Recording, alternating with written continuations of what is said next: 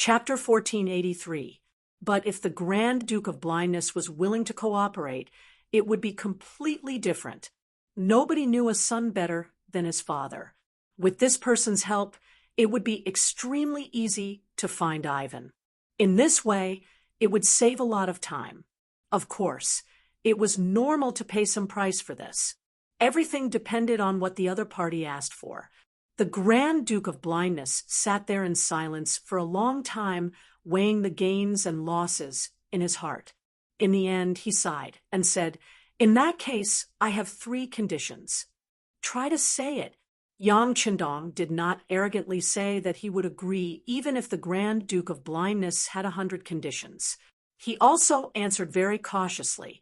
It was enough to prove that he was very cautious when facing an opponent at the level of the Grand Duke of Blindness. "First, please keep the name of Moscow. Please also leave some people who are not a threat in your eyes. After all, this is the place where the Ross clan lived. We still need them to stay as witnesses.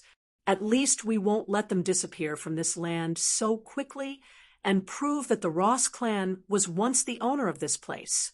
After the Grand Duke of Blindness finished speaking, he looked expectantly at Yang Chendong's reaction. In this regard, Yang Chendong just urged, "There are 2 more conditions. Say them together." "Okay. Second, I can help you find Ivan, but you have to promise not to hurt him, and you have to swear a heavy oath. Also, you can't kill the 5,000 palace guards. You can give them to Ivan to lead. I will persuade him to become a foreign division in your Han army. Presumably, you still have a lot of places to fight and occupy, so you will always need manpower. Since you are so optimistic about Ivan's strength, presumably his addition will make you like a tiger that has grown wings, right? Third, I want the heads of Nikev and Peter.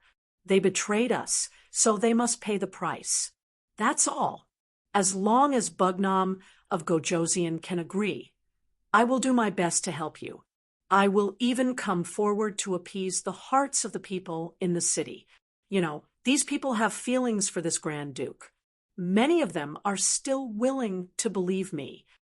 The 3 conditions were stated by the Grand Duke of Blindness. Next, it was time to wait for Yang Chendong's reply. In this regard, Yang Chendong, who was smiling, had a mocking look in his eyes. She had already become a prisoner, so how could she still make such an outrageous request? Was it because the other party was used to being domineering, or was it because he was too gentle? He decided to let the other party know who had the final say in this place at this moment. "I'm sorry, but I can't fulfill any of your 3 conditions." While objecting, Yang Chendong continued, "It seems that some people still don't understand the situation. Do you really think that we can't find Ivan without your help?" Normally, such an answer would not satisfy the Grand Duke of Blindness, but the other party actually quickly nodded in agreement. "Good. I hope Bugnam of Gojosian can keep his promise. Otherwise, this Duke will not let you go even if I die and become a ghost. My Rossi people will also disturb your peace." When he said these words, although the blind Duke's eyes revealed an unquestionable momentum, there was a trace of craftiness in his eyes. It was clear that this answer had already satisfied him. Originally, what the blind Duke wanted was the safety of his son. Through the conversation with Yang Chendong just now, he already knew that the Han man in front of him, Bugnam of Gojosian, had strong means, strong capital, and superb abilities that had exceeded his previous expectations. Unless this person died one day, it would be a nightmare for anyone to be his enemy, and there was no chance of winning. His son could not be this person's opponent. Since that was the case, it was better to submit to this person. There was nothing safer than this. Only by ensuring his own safety could he have the opportunity to look forward to his own grand plan. And once something happened to Yang Chendong, it would be the day when the Rossi clan rose again. The blind Duke did not doubt what Yang Chendong said to him, although he also knew that moving the entire city out one by one and screening them one by one was indeed a very laborious task and would take a lot of time, it was undeniable that this was indeed a good way to find Ivan. If he really could not find Ivan, he did not doubt that this young king would rather kill all the unidentified people in the city. Once he really did that, it would be unknown how many heads would fall to the ground. It would also be tantamount to completely destroying the hope of the Rossi clan's rise. In contrast, this was what he could not tolerate. As long as there was still hope, it was worth it for the blind duke to do anything. He seemed to be a person who was born to make the Rossi clan strong and was willing to do anything for this goal, even death. He was not even afraid of death. It was just agreeing to a few of Yang Chendong's conditions.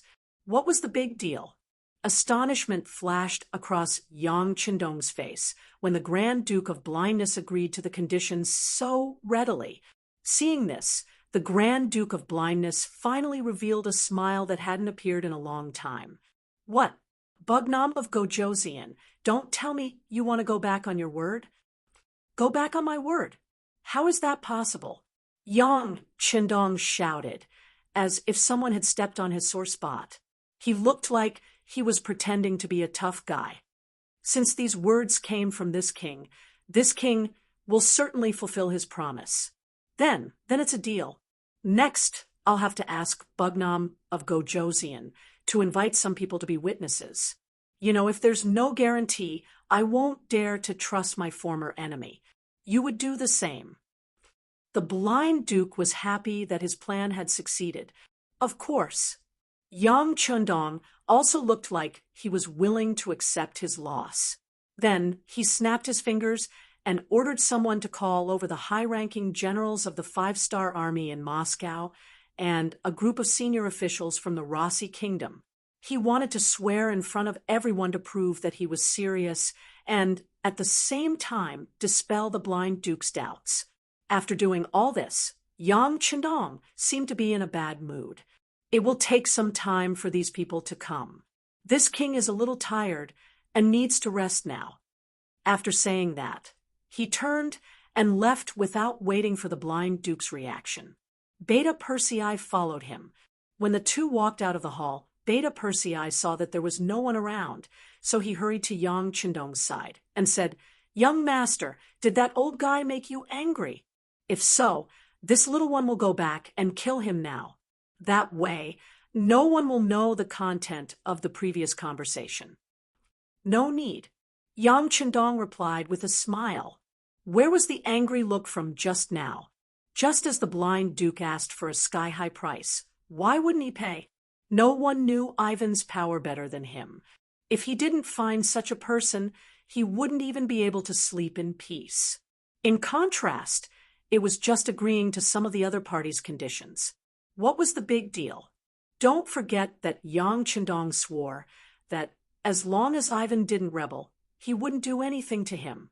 But the other party was originally an ambitious person. As long as the opportunity was right, how could he not rebel? Chapter 1484. What? What if there's no chance? Ha! Yang Chendong can create opportunities for him. I don't believe that the other party won't fall into my trap. If that's the case, I won't feel guilty at all after killing this person, and all the efforts of the blind Archduke today will be in vain. It was with this idea that Yang Chendong reluctantly agreed to the other party's second request.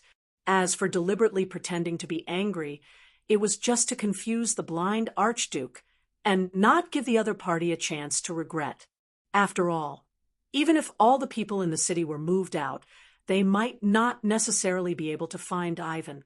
What if the other party hid in a certain tunnel in the city and didn't go out? Could it really be possible to tear down the entire Moscow city and dig 3 feet into the ground? How much time and cost would it take? It was just for a person who didn't have the ability to pose a threat, so it was really a bit of a fuss. With their own thoughts, everyone was quickly summoned. In front of everyone, Yang Chendong made an oath in the name of King Wunan of Daemyeong that as long as the blind archduke found Ivan and sent him to him, not only would he not kill this person, but he would also give this person the power to lead troops.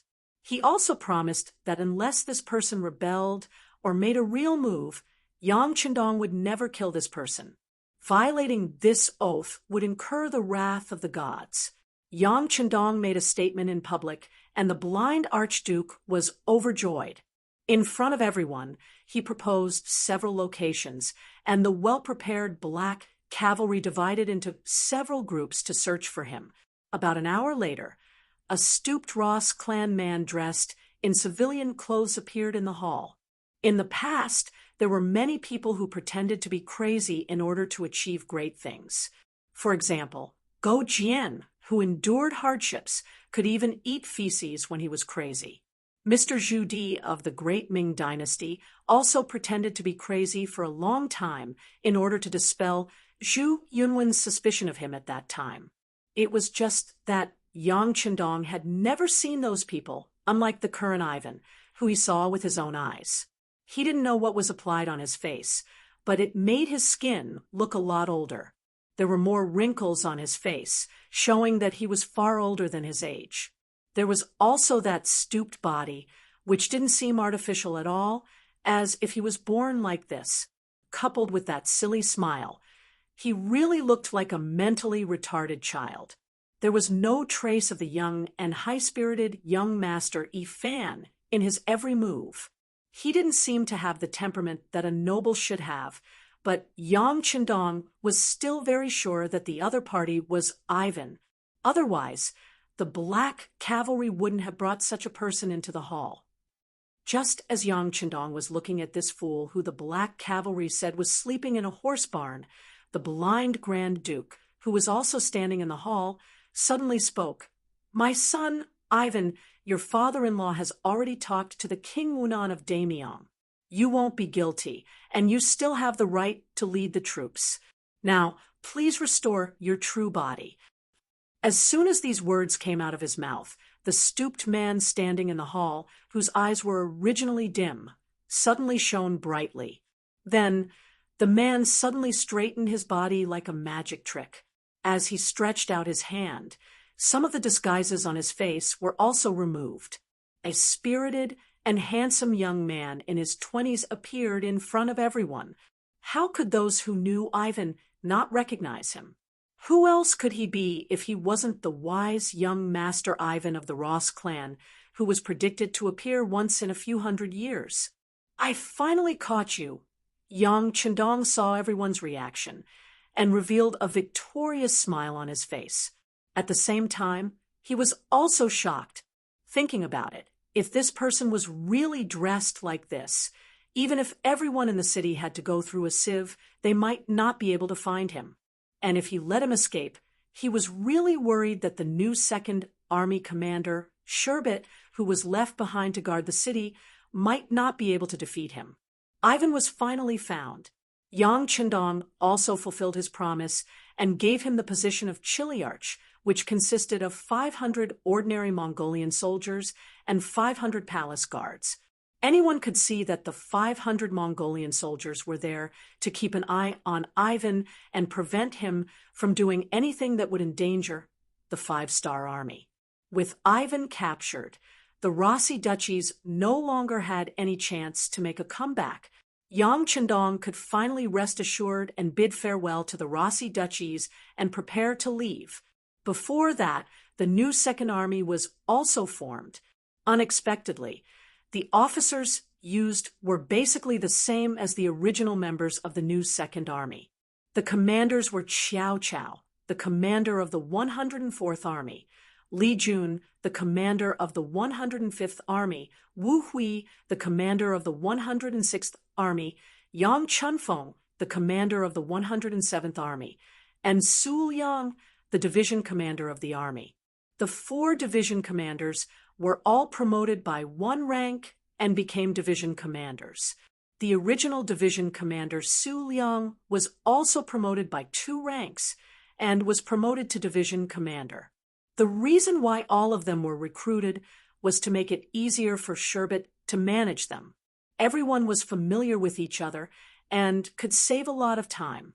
Secondly, this place was remote, and not many people were willing to come. Even if they were willing to come, it would take time. Since that was the case, it was better to put these people to good use first. As for whether they were suitable or not, time would tell. Chapter 1485. The Timur Empire could be said to be in existence not inferior to the Golden Horde.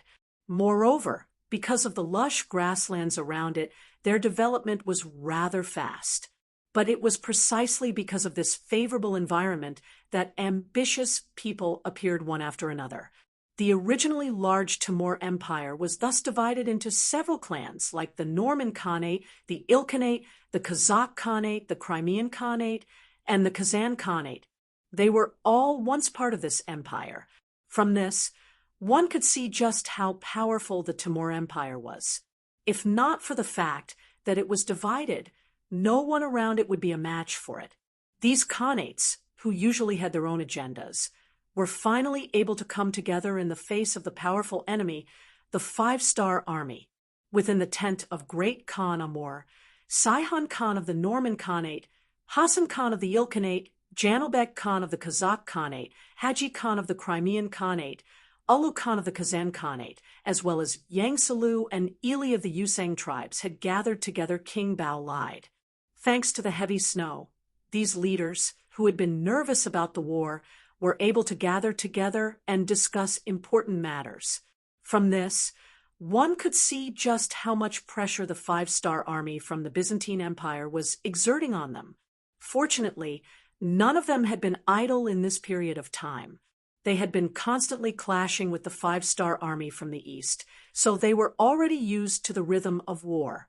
They weren't that afraid, and after such a long period of war, they were no longer as fearful of cannons as before.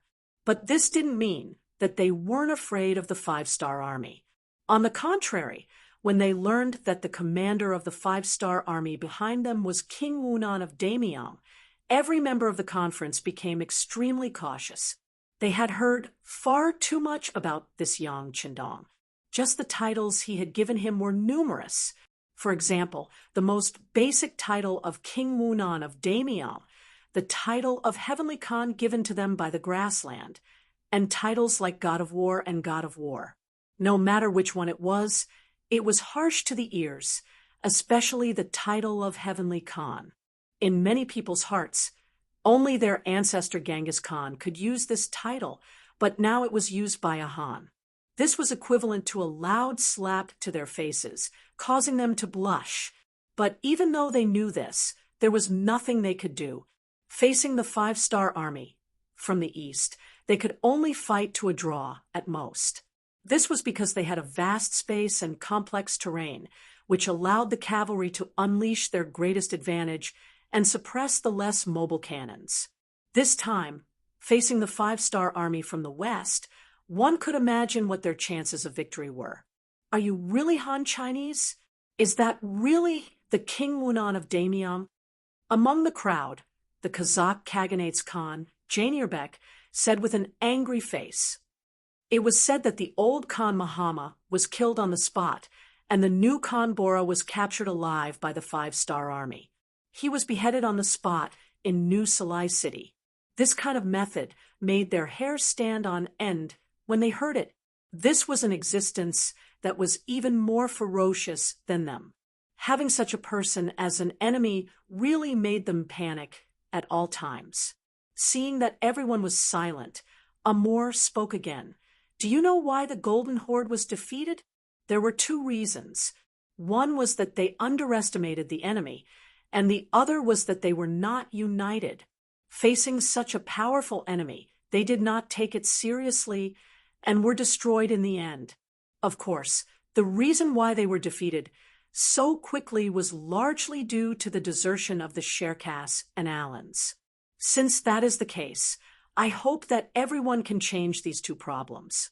We cannot underestimate the enemy, and we must be united. Yes, for the final victory, we must be united. Harson, am the first to swear to the longevity heaven that in the coming battle, I will not be selfish. I will fight for the sake of defeating the 5-star army. Harsan Khan of the Ilkhanate was the first to express his attitude. He had no choice. The 5-star army was the closest to his territory. If they attacked, the first one to be attacked would be him. Therefore, he had high hopes for today's joint meeting. The result of this meeting would determine whether the Ilkhanate would continue to exist in the future. After Harsan expressed his attitude, everyone looked at each other. Finally, one by one, they stood up and expressed their attitude. For their own survival, for the continuation of their race, they would give up their prejudice and personal conflicts and unite to fight against the 5-star army. Very good. Seeing that everyone had expressed their stance, Amu revealed a knowing smile on his face. Since everyone can see the seriousness of the matter, and also expressed that we will advance and retreat together, then let's discuss. Facing the 5-star army in the west, facing the aggressive Han army, I hope that everyone will do their best. Good, I agree. My Ilkhanate is willing to provide 70,000 cavalry. It was Harsan who was the first to express his support. Obviously, in order to survive, he was willing to put in a lot of effort and had a very positive attitude. Previously, when the 5-star army was fiercely attacking Ely, Harsan Khan had only sent 10,000 cavalry. Moreover, he had complained about how poor they were. The general idea was that the Ilkhanate did not have many cavalry. However, now that danger was approaching, he was willing to take out 70,000 cavalry. This was enough to prove that he had been hiding his own selfish motives. Good, since it's like this, my Timur Empire is willing to provide 50,000 cavalry.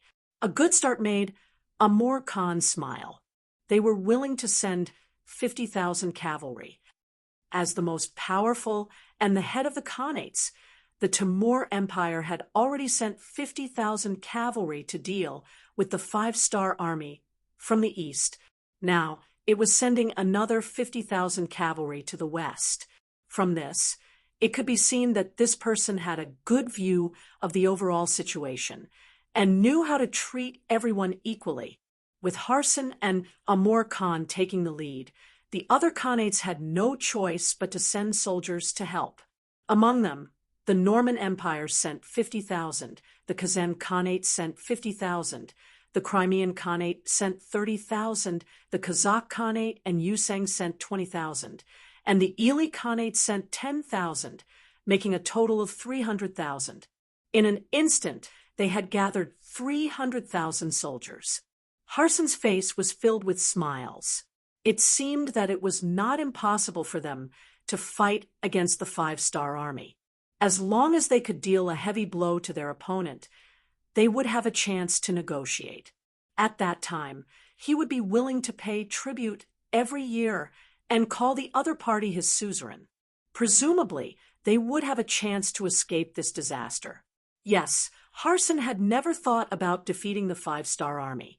He only wanted to fight to a draw and let the other party see his strength. That was enough. After gathering 300,000 soldiers, the next step was to choose a leader.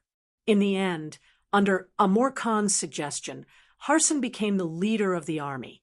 Perhaps everyone knew that the next battle would be a matter of life and death for the Ilkhanate. Anyone could compromise, but Harsan wouldn't do so. They could rest assured that the army would be in the hands of such a person. After Harsan obtained the command of the 300,000 cavalry, he publicly declared that he would do his utmost to fight the 5-star army to the end. He wanted to use facts to tell the other party that they, the descendants of the Mongols, were not to be trifled with. He also wanted to prove to the world that they were stronger than the Golden Horde. Chapter 1486. After the meeting, the various Khanates sent their troops to the Ilkhanate one after another. Take Harsan Khan, for example. After obtaining military power, The first thing he did after returning to the Khanate was not to think about where to fight the five-star army, but to think about who to send to negotiate with the five-star army. That's right, negotiation.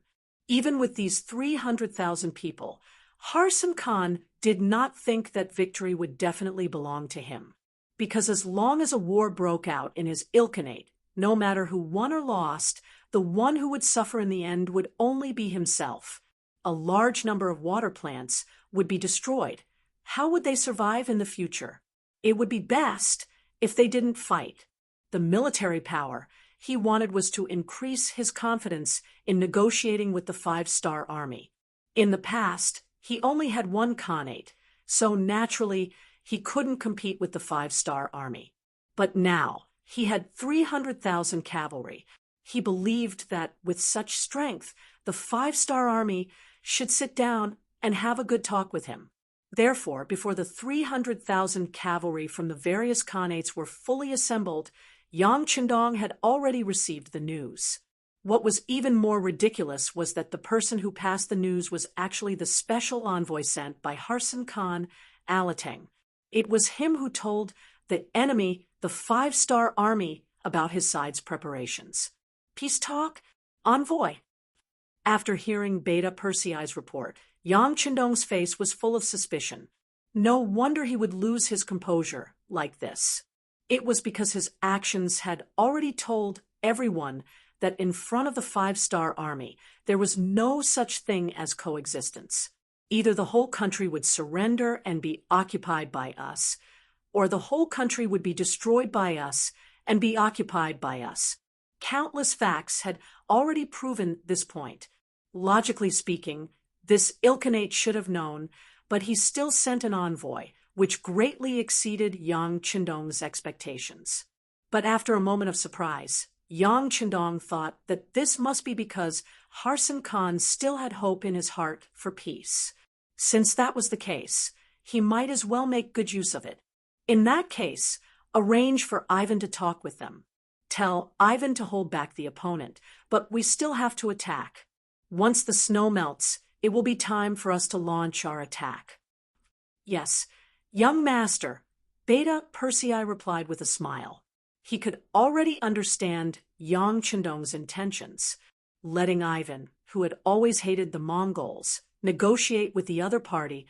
Presumably, that envoy called Alateng would not be able to gain the slightest advantage. Or, rather, this person wanted to find someone to help him deal with young master. That was the time to kill him. Ivan, ever since they surrendered to the five-star army, they had been behaving normally.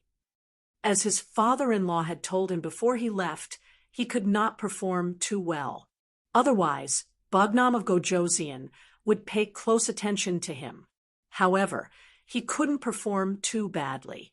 Once he lost his value, the other party could abandon him at any time. As long as he kept a low profile and bided his time, when Yang Qindong was no longer around, he would be able to soar in the sky like a bird and leap in the sea like a fish. Ifan deeply agreed with this point. He had always behaved like this. Along the way from Eastern Europe, he had destroyed several countries and forces, big and small. He did not make any important contributions, and he had never been a hindrance. No one could find any fault with what he had done. And in the past 6 months of fighting with the army, Ivan had also learned a lot. In particular, the five-star army's military equipment was far superior to his Ross duchies, which made him envious. Sometimes he would think in his heart that if he had the same military equipment as the five-star army, then when the two sides fought, it would be hard to say who would win and who would lose. Of course, he would suppress such thoughts deep in his heart. He was very clear that there was more than one pair of eyes staring at him in the dark. If he made any moves that were out of line, someone would immediately come and take his head. Ivan acted cautiously. Just like that, day after day, he slowly adapted to the life and rhythm of the five-star army. This made him sometimes think that he was a member of the five-star army. After the army arrived at the border of the Ilkhanate, The army stopped advancing due to the heavy snow. They began the process of conserving their energy. Sometimes people couldn't be idle. Perhaps when they were busy, they would forget all their troubles and unhappiness. On the other hand, when they were idle, their minds would constantly wander and think about all kinds of problems. After relaxing his mind, Ivan became a little anxious. He thought about how he and Yang Qindong were only 10 years apart. When Yang Qindong grew old one day, he was afraid that he would also be very old. At that time, would he really have the energy to revive his country? To this question, he didn't have a definite answer. When he thought about how he had to work for his enemy, the five-star army, at his best age, he felt even worse. He was anxious to find an outlet to vent the unhappiness in his heart. It was at this time that the orders from above came. He was to represent the five-star army to negotiate with the Ilkhanate's envoy and find a way to stabilize the other party. Ivan, who now had a mission, was like a completely different person. Although he had no choice but to surrender to the five-star army, it was another way of survival that his father-in-law had planned for him. He wouldn't sincerely serve the five-star army. However, when the opponent was the Mongols, he was very happy to do some things. For example, he had thought more than once in his heart that if it wasn't for the years of oppression from the Golden Horde, the Ross principalities would have already become independent and strong. They wouldn't have been unable to retaliate in front of the five-star army. It could also be said that the Mongols of the Golden Horde were the main reason why the Ross Principality ended up like this. Since the Ilkhanate was built by the Mongols, they were his enemy. Even if they could not find trouble with the destroyed Golden Horde, they could still take care of the Ilkhanate. That would be a very satisfying thing.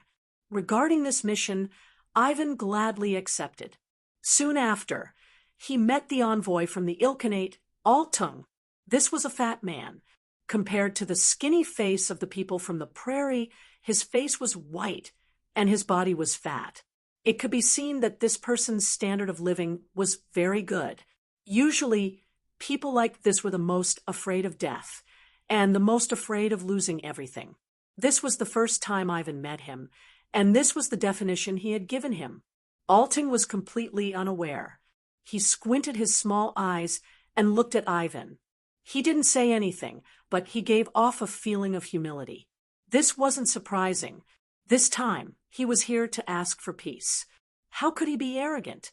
Furthermore, the propaganda in the Ilkhanate described the five-star army as having 3 heads and 6 arms, and that they would eat people without spitting out the bones. This caused Altang's heart to beat faster as soon as he entered the camp. He was really afraid that if he accidentally offended someone, he would be killed here. Once upon a time, the people of the Central Plains had compared the prairie people to unbearably rough existences and unreasonable people. Now, it was finally their turn to look at the Han people in this way. How could it not be that the strength of the Han people had shocked some people to their souls? Ivan unhurriedly gestured to Altung, who had entered the tent to sit down. The other party was very careful. He smiled apologetically and thanked Ivan repeatedly before sitting down. Even so, his butt was only half on the chair. From the looks of it, he was ready to stand up at any time. His posture was no different from a subordinate seeing the fruit of upper eternity. Ivan, who saw all of this, only smiled. He didn't want to expose the other party's intentions, nor did he want to say anything to scare the other party, because he knew that compared to raising his voice, the content of his words could really scare the other party. You are the one the Ilkhanate sent to surrender, right? No, I am here to negotiate. When he heard the word surrender, Altang's face flushed red, and at the same time, he looked nervous. Negotiate? Ivan purposely frowned, then slowly raised his head and said, "Did we say that we want to negotiate?" This, of course not. Chapter 1487. When the message was sent back, Harsan Khan was overjoyed.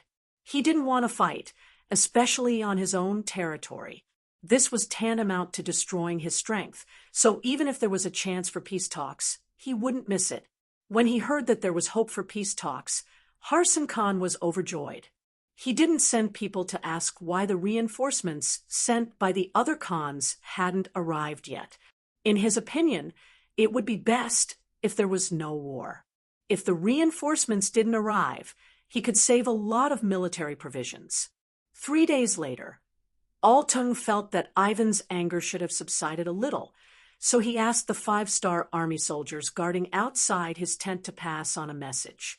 He wanted to see General Ivan and continue the negotiations.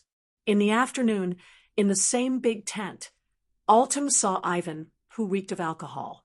When he saw the other party's appearance, Altung was relieved. He wasn't stupid. He was most worried that the other party would use him to lower the vigilance of the Ilkhanate and prepare for war. But now that he saw Ivan's body reeking of alcohol, he thought that the other party wasn't preparing for war, but enjoying it. It seems that they don't like war. That being the case, he was confident that the peace talks would succeed. Sure enough, this time, Ivan was much easier to talk to than the last time. He didn't object to the peace talks proposed by Altung. Instead, he really listened to the other party's various opinions. For example, in the future, King Wunan of Damian will be honored as the king annual tribute, as well as how much money will be sent. In the end, when it was time for Ivan to express his opinion, he still said with a face full of alcohol, "Good, good, good, good, ha ha ha." In the end, Ivan's subordinates left with the excuse that the general drank too much and needed to sleep, but the matter will be reported to Bugnam of Gojoseon. Alateng, who was left behind, naturally had a look of joy on his face. After he returned to his tent, he quickly wrote a secret letter to Harsan Khan. The general idea was that his side was progressing well, and he hoped that Harsan Khan wouldn't do anything that would provoke the 5-star army. What Iltun didn't know was that Ivan didn't drink alcohol. He just spilled the liquor on his clothes to create this illusion. As for himself, after returning to his own tent, he continued to prepare for the upcoming battle. Not only that the commander of the 5-star Army's reconnaissance division, Su Yunsheng, had already arranged for people to start investigating the terrain of the Ilkhanate, as well as the distribution of troops. As the saying goes, know thyself and know thy enemy, and thou shalt be victorious in every battle. When he faced the 300,000 Mongolian cavaliers, Yang Chendong was determined to inflict pain on them and destroy their main force. This was because he was really afraid that the fangs of the 5-star army would scare some people. Once these people fought on their own, it would be much more difficult to eliminate them. This was not the result that Yang Chendong wanted to see. For example, General Maxim of the Novgorod city-state under the Rossi Principality, and Shamask, the leader of the Cherkass people who originally belonged to the Golden Horde, had escaped to who knows where. According to the information sent by the intelligence department, the two of them had long lost their former strength and had become stray dogs. It was likely that they no longer had any decent troops by their side. However, Yang Chendong, who had always believed in cutting the weeds and eliminating the roots, would do what he did today, and would never leave it until tomorrow, was still somewhat irritating. It was better to avoid trouble if possible. This time, he wanted to eliminate as many of the enemy forces as possible and not leave any future troubles. This required the scouts in the early stages to grasp the situation of the battlefield and do their best to analyze the enemy's situation clearly and thoroughly. This was to ensure that they didn't take action, but if they did, it would be a heavy blow. The snow is about to melt. Tell Commander Su Yunsheng to hurry up and understand the enemy's situation. They don't have much time left. Yang Chendong instructed Beta Persei and put him in charge of monitoring this matter. Time passed day by day, and in the blink of an eye, it was the 3rd month of spring. Although spring came later in the Ilkhanate, the day of the attack was getting closer and closer. At this time, the negotiations between Ivan and Alting had entered a substantial stage. The so-called substantial stage involved the issue of compensation. In other words, what kind of price would the Ilkhanate have to pay to satisfy the five-star army and make them retreat without fighting, although the Ilkhanate had never offended the five-star army? And this was a completely unexpected disaster. The bigger the fist, the harder the argument. Since their strength was inferior, they had to hold back even if they had any ideas. Not only did they have to hold back, but Altung also had to pretend to be very happy and try his best to satisfy the various conditions proposed by Ivan. Only in this way could they stop the war and complete this difficult task. The two of them sat in a military tent. First, Altung repeated the price that the Ilkhanate was willing to pay.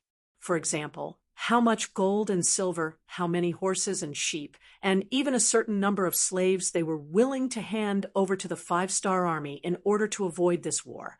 This was the rule between the defeated Ilkhanates. Once one side lost, they would send these things to the winner, in order to ensure that they could barely survive. Chapter 1488. In the main tent, Dao Xiao, the captain of the 2nd Black Cavalry, who was responsible for monitoring Ivan's tent, was reporting the situation. "It looks like everything is normal. There is no problem." "Okay, you can go." Listening to Dao Xiao's words for a long time, Yang Chendong waved his hand. Dao Xiao retreated, leaving only Beta Persei in the tent. Seeing Yang Chendong's eyebrows seem to be frowning together, he asked puzzledly, "Young master, didn't Captain Dao say that everything is normal? What are you worried about?" "Oh, normal is abnormal." Yang Chendong shook his head. He has an intuition that in the face of such a good opportunity, Ivan will do something. Because he firmly believes that the two of them are the same in their bones. They are the kind of people who are unwilling to live under someone else's roof, and they have strong national characteristics. The more so, the more impossible it is for such a person to truly surrender to another person. Now that there is no action, it doesn't mean that his temperament has changed. It's just that there is no suitable opportunity. In order to make the other party reveal their true colors, he deliberately strengthened the other party's military power in order to accelerate the other party's intention to rise. He doesn't believe that Ivan will continue to wait under the conditions of internal and external troubles. He will definitely do it, Yang Chendong firmly believes. "Are the ninjas of Japan in place?" Yang Chendong suddenly got up and asked as if he thought of something. "Young master, Chuishiko has arrived. There are 50 ninjas with him."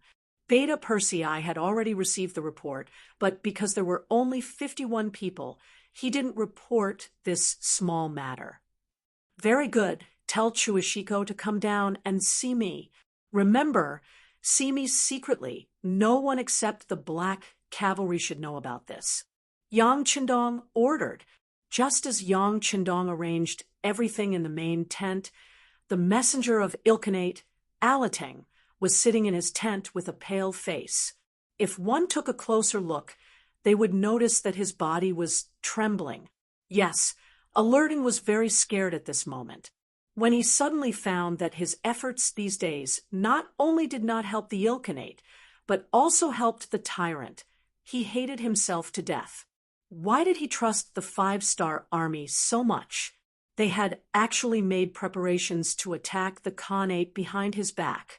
It was a pity that he was still kept in the dark and was still thinking of using peaceful means to solve the problem. If it wasn't for what Ivan had said to him today, and even told him about the military plans of the five-star army, he would probably still be full of longing for the future.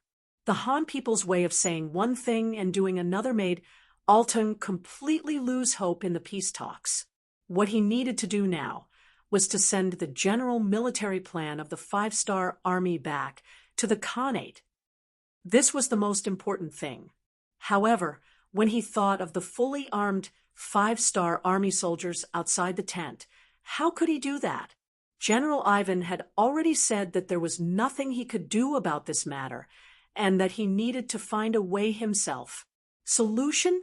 Where did the solution come from?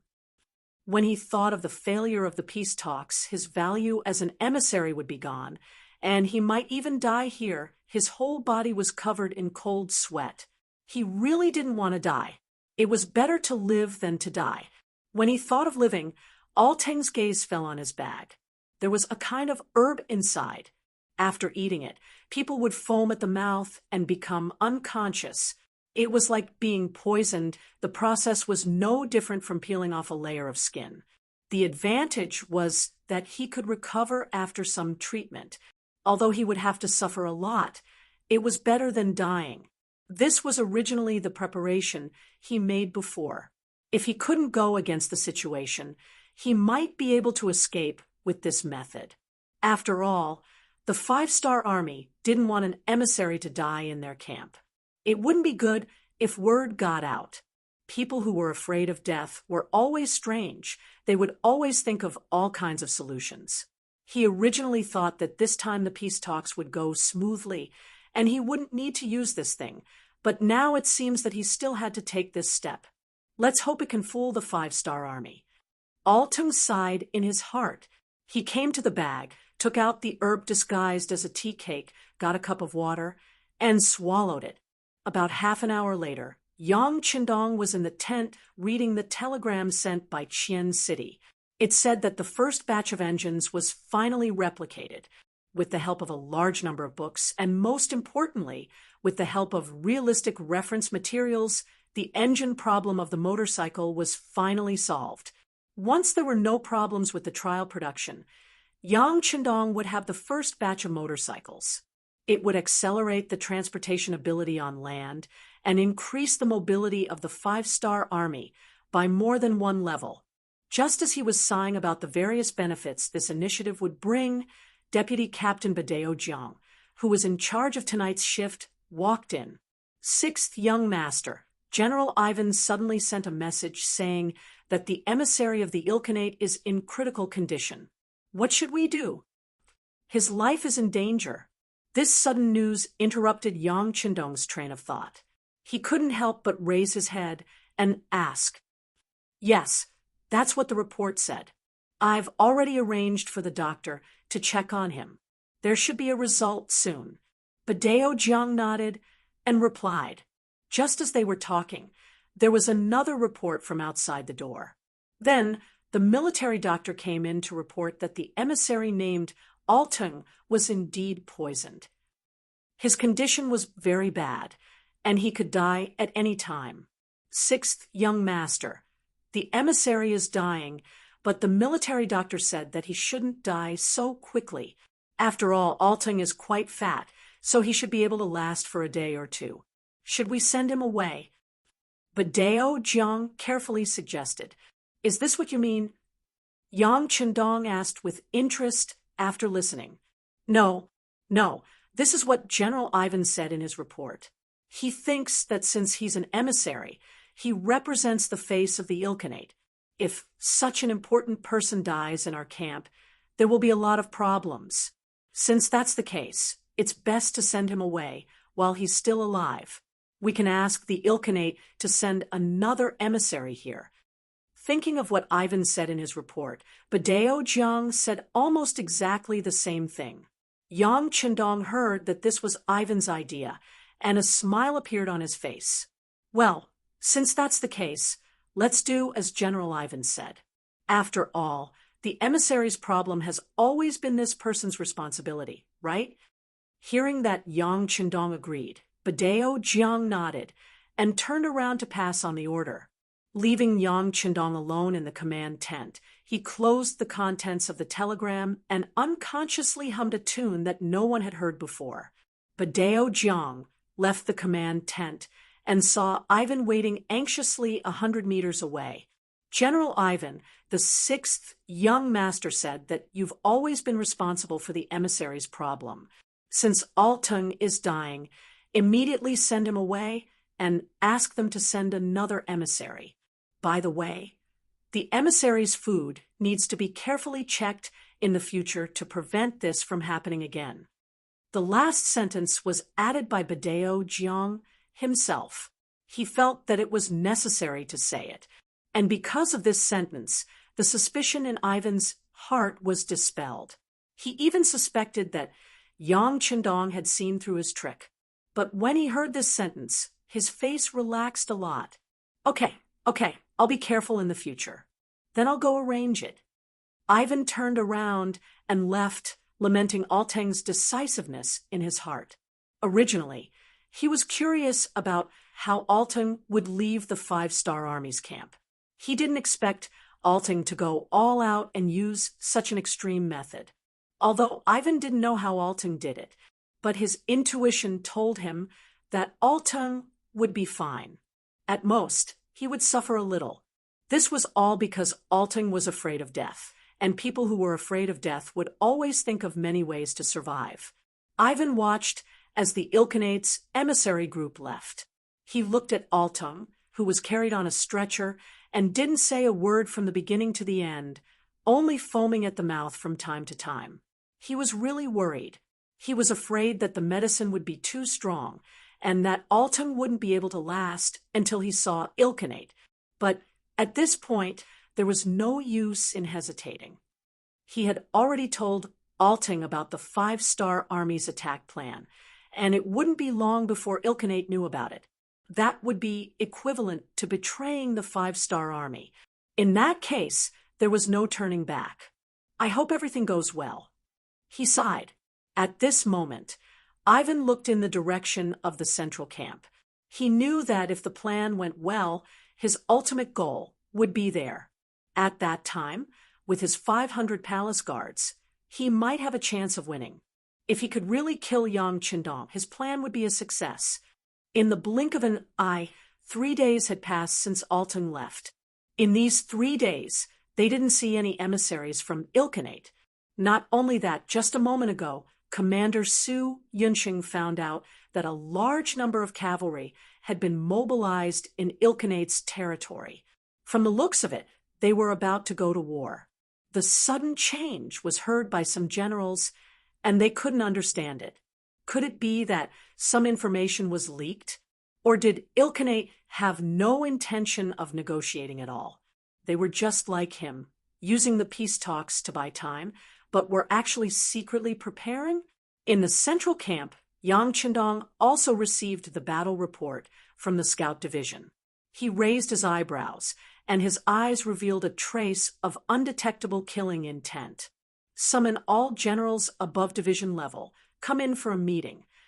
In less than half an hour, all the officers above division level had arrived in the central camp.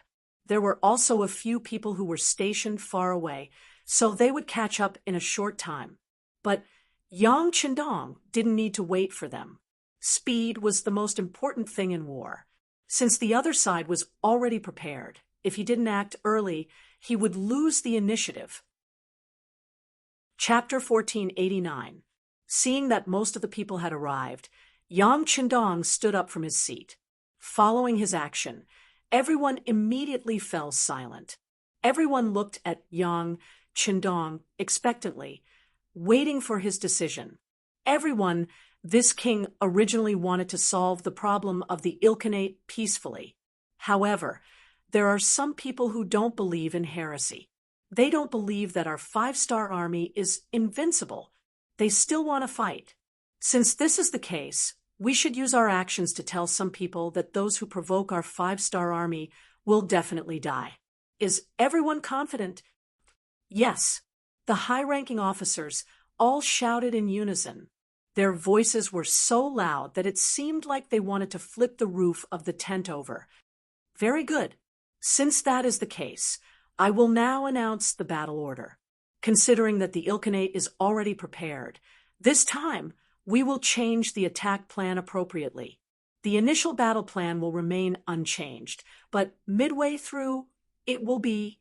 As Yang Qindong spoke, the battle plan changed accordingly. In the later stages, it was completely different from the original plan. It could even be described as a facade. Although he wasn't 100% sure that Ivan had already told Alton about the army's battle plan, he still made some changes for the sake of safety. It had to be said that this was the original battle plan in his heart. The previous battle plan was only used to test the waters. Hearing this plan, many of the officers revealed a shocked expression.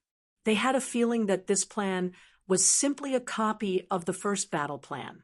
It was to make up for the shortcomings of the first battle plan. It could also be said that it was a trap. It was a plan that was based on the first battle plan's defense. In the end, if someone knew about their previous battle plan and used it as a defense, then the second battle plan would beat them so badly that even their parents would not be able to recognize them. Yang Chendong's words were orders. His authority had already reached a level that no one dared to question. Thus, even though some of the officers had doubts in their hearts, no one raised them. Instead, they remembered their duty and mission. Then, they walked out of the tent and went to the army to arrange the battle. The tent that was originally packed with people quickly became spacious and empty. Yang Chendong's gaze also swept to Beta Persei. "Young master, he." Beta Persei seemed to have been waiting for this scene to happen. When he saw Yang Chendong's gaze sweep over him, he had a flattering smile on his face and even straightened his body. Needless to say, when Beta Persei showed this expression, it was equivalent to asking for battle. Speaking of which, Yang Heir was a war maniac. What he should do the most was to lead an army into battle and demonstrate the value and significance of his existence by swinging his saber and chopping. At this moment, the 400,000 soldiers that Yang Chendong had brought with him looked mighty and powerful, but he knew better than anyone that this strength was only on the surface. At this time, they were facing the most important problem, which was that they had no backup. With their current location, no matter where they were too far away. Whether it was military supplies or soldiers, they couldn't replenish them immediately. Once they suffered a heavy blow, they could only retreat and return to Eastern Europe to replenish their supplies. Or they could charge forward and kill their way out to meet up with the new army and the new 5 armies in the Ilkhanate region. But it would be very difficult to break through the layers of obstacles. Since the situation was like this, it required Yang Chendong to take every step to inflict the greatest amount of damage to the enemy with the smallest price. And sending out as many troops as possible would increase their chances of winning. As for the danger they might encounter, it was nothing if they were prepared. Ba Daojiang, have you obtained the firearms from the 2nd Division of Lung Feng? They are all here. The appropriate arrangements have been made. Ba Daojiang nodded heavily, his eyes filled with excitement. With these firearms, he wouldn't be afraid no matter how many enemies came. Ivan, he was only a commander of 2,000 people, and he wasn't qualified to participate in the military meeting that Yang Chendong was hosting. As such, he didn't know about the changes in the battle plan.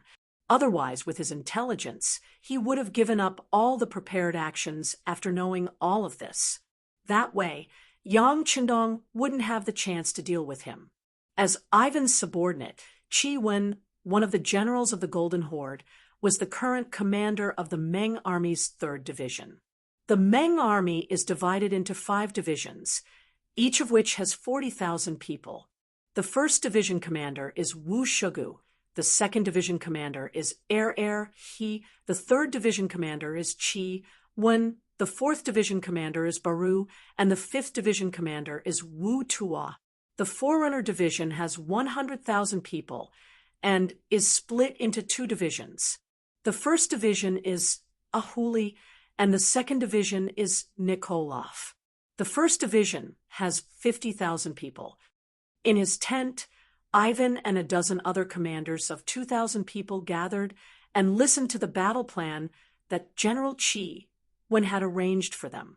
Due to Yang Chendong's warning, No one knew if the Ilkhanate had bribed the generals to know about the battle plan in advance.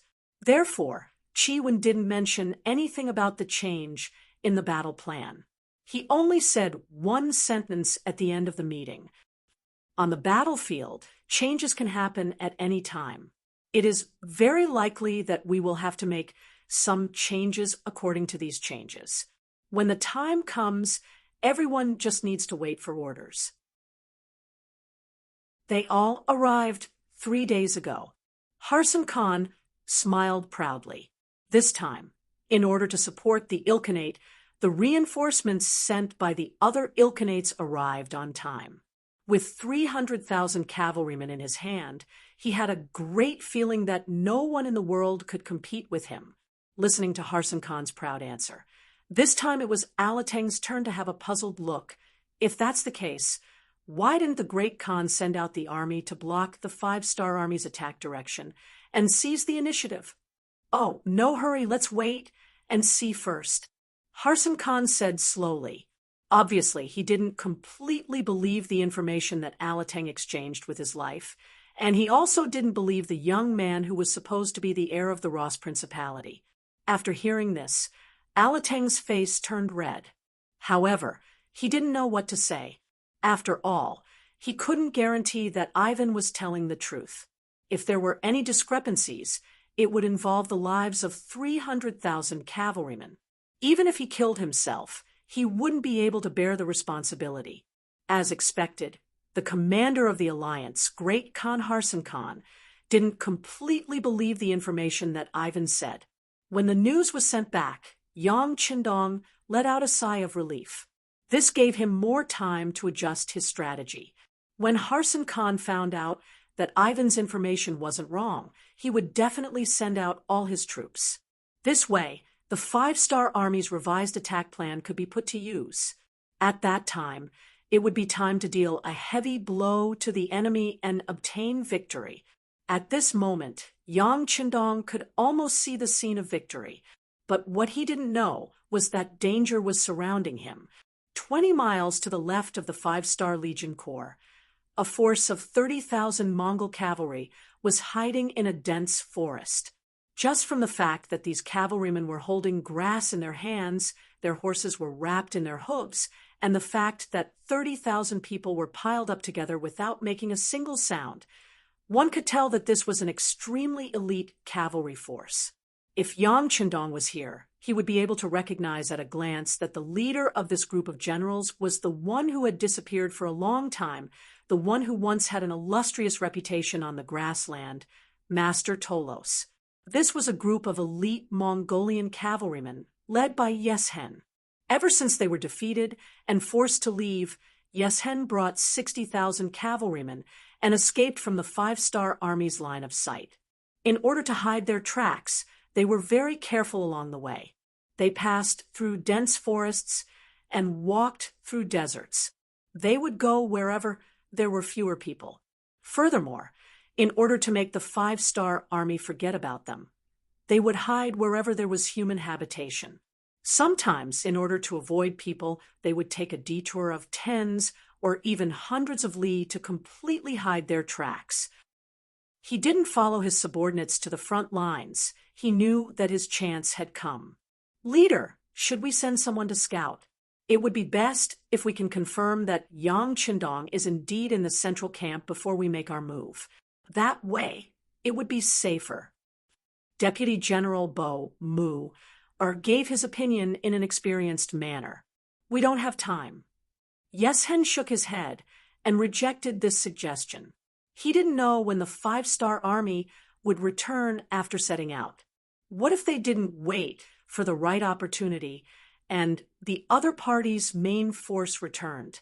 If that was the case, wouldn't he be wasting this once-in-a-lifetime opportunity? Yeshen didn't want to regret anymore. He decided to give it a try even if it didn't work. Even if they all died here, at least he had worked hard and fought for his goal. Let everyone have a good rest. Before dawn, the army will start moving and raise our Khan flag. This time, I want Yang Qindong to die, with a clear understanding. Ha ha ha. Yes-hen laughed loudly as he made the final decision of his life. At this time, Yang Qindong didn't know that he had been targeted. Both the scouts and the hot air balloons in the sky had done their scouting and had come to the same conclusion. The 300,000 cavalrymen that the Ilkhanate had fought so hard for were all in a defensive position. No one took the initiative to attack, and no one dared to take the initiative to attack. Therefore, the rear of the army was arranged very well. This time, in order to use the fastest and most ruthless method to deal a heavy blow to the enemy, Yang Qindong had sent out all of his 400,000 troops. The only ones left behind were some medical personnel and the 200 black cavalry soldiers. Chapter 1491.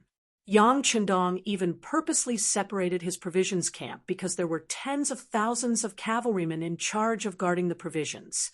Once these people were by his side, he had to worry about whether Ivan, who had designs on him, would dare to make a move. It could also be said that Yang Qindong was willing to risk his life in order to convince Ivan of his death, and also to give an explanation to the blind duke and the nobles and generals of the Ross Duchy who surrendered to him. If he doesn't come, then I will only look down on his courage. Humph. After letting out a cold snort, Yang Qindong sat in the tent and slowly flipped through an ancient book. It was as if he didn't know that danger would come at any time. Ba Daojiang, who was waiting at the side, was a little nervous, but after seeing Yang Qindong's performance, he calmed down a lot. He was infected by Yang Qindong's performance. Thinking of this, there were 200 black cavalry armed to the teeth with muskets. Even if Ivan came, what was there to be afraid of? He was just coming to die. Would Ivan really come? The answer was yes. The central camp was so empty. When the news reached Ivan's ears, he had a feeling that Yang Qindong had already seen through his thoughts and set up this formation to wait for him to appear. But even so, knowing that it was a trap, Ivan decided to jump into it. On this point, he and Yes-hen had the same idea. If he didn't make a move this time, it would be difficult to wait for such a suitable opportunity. Knowing that there was a tiger in the mountain, but still going to the tiger's mountain, at this time, Ivan was determined to fight to the death. After hearing that there were only 200 black cavalry and nearly 1,000 medics in the camp, there were no other soldiers. He who was advancing according to Commander Chiwen's orders suddenly stopped. Along with him were the 500 former palace guards. It was time to make things clear to these people. When Ivan said that he was going to return to the Middle Corps camp and take Yang Qindong's head, Zhang Ruochen was shocked. The faces of some of the 500 palace guards who were unaware of what had happened changed drastically. It was true that they used to be guards of the palace and had received the favor of the Grand Duke of Blindness. Logically speaking, his former master was the monarch. If the monarch wanted the subject to die, the subject had no choice but to die. However, ever since they surrendered to the 5-star army, the treatment they received was no worse than the former palace guards. Most importantly, they saw too many of their clansmen who had been promoted because of their military exploits. Originally, when the 5-star army said that everyone was equal when it came to military merits, some people didn't believe it. However, reality slapped them in the face. Because of this, everyone's enthusiasm was aroused, and they saw hope in life. Since others could get a military position and excellent treatment through military merits, why couldn't they also be indomitable men? Just when everyone was holding their breath and wanted to get more military merits through hard work and desperation in this battle, it turned out that their master's son actually wanted them to rebel. This psychological contrast could be imagined. For a time, many people's faces showed signs of struggle. For everyone to have such a performance, it was already in Ivan's plan. During this period of time, he had also carefully observed that these guards under his command were indeed attracted by the military merits of the Five-Star Army. Some of them were far more enthusiastic than before when they were training. This was another important reason why Ivan still decided to make a move even though he knew that Yang Qindong might have noticed his rebellion. He was worried that after a long time, these guards would be loyal to the Five-Star Army.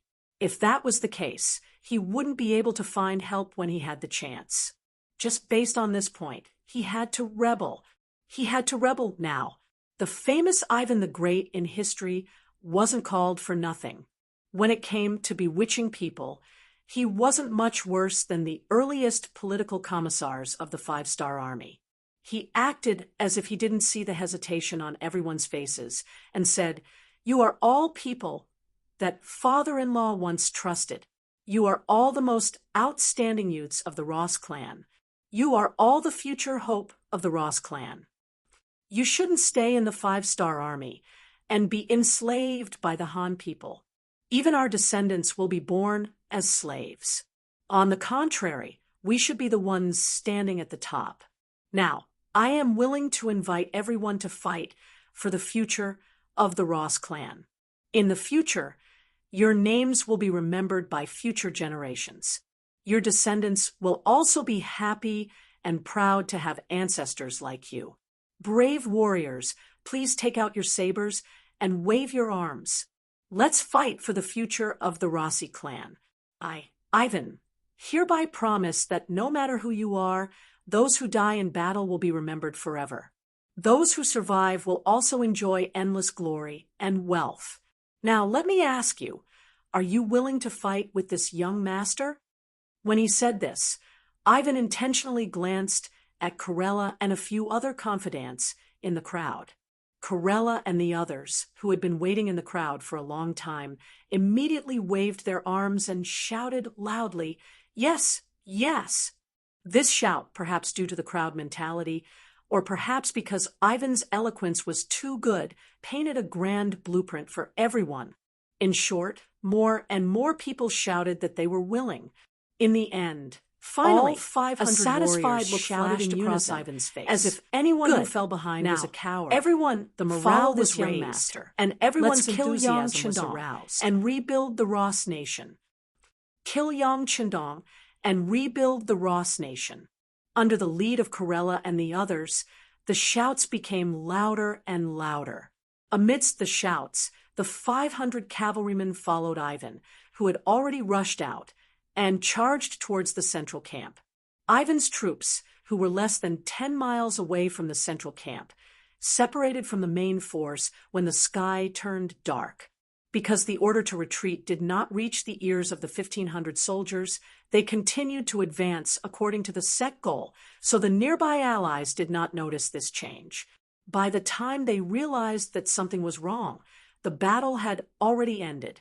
As for the 200 black cavalry soldiers who stayed in the central camp, although the sky was already dark, none of them felt sleepy. This was because they knew that the real danger was about to come. Other than Yang Qindong, Ba Daojiang had the highest military rank among those who stayed behind. Before the sky turned dark, he had already called for the director of the field hospital that accompanied them to hide in the tent with the medical staff. No matter what happened outside, they were not allowed to come out.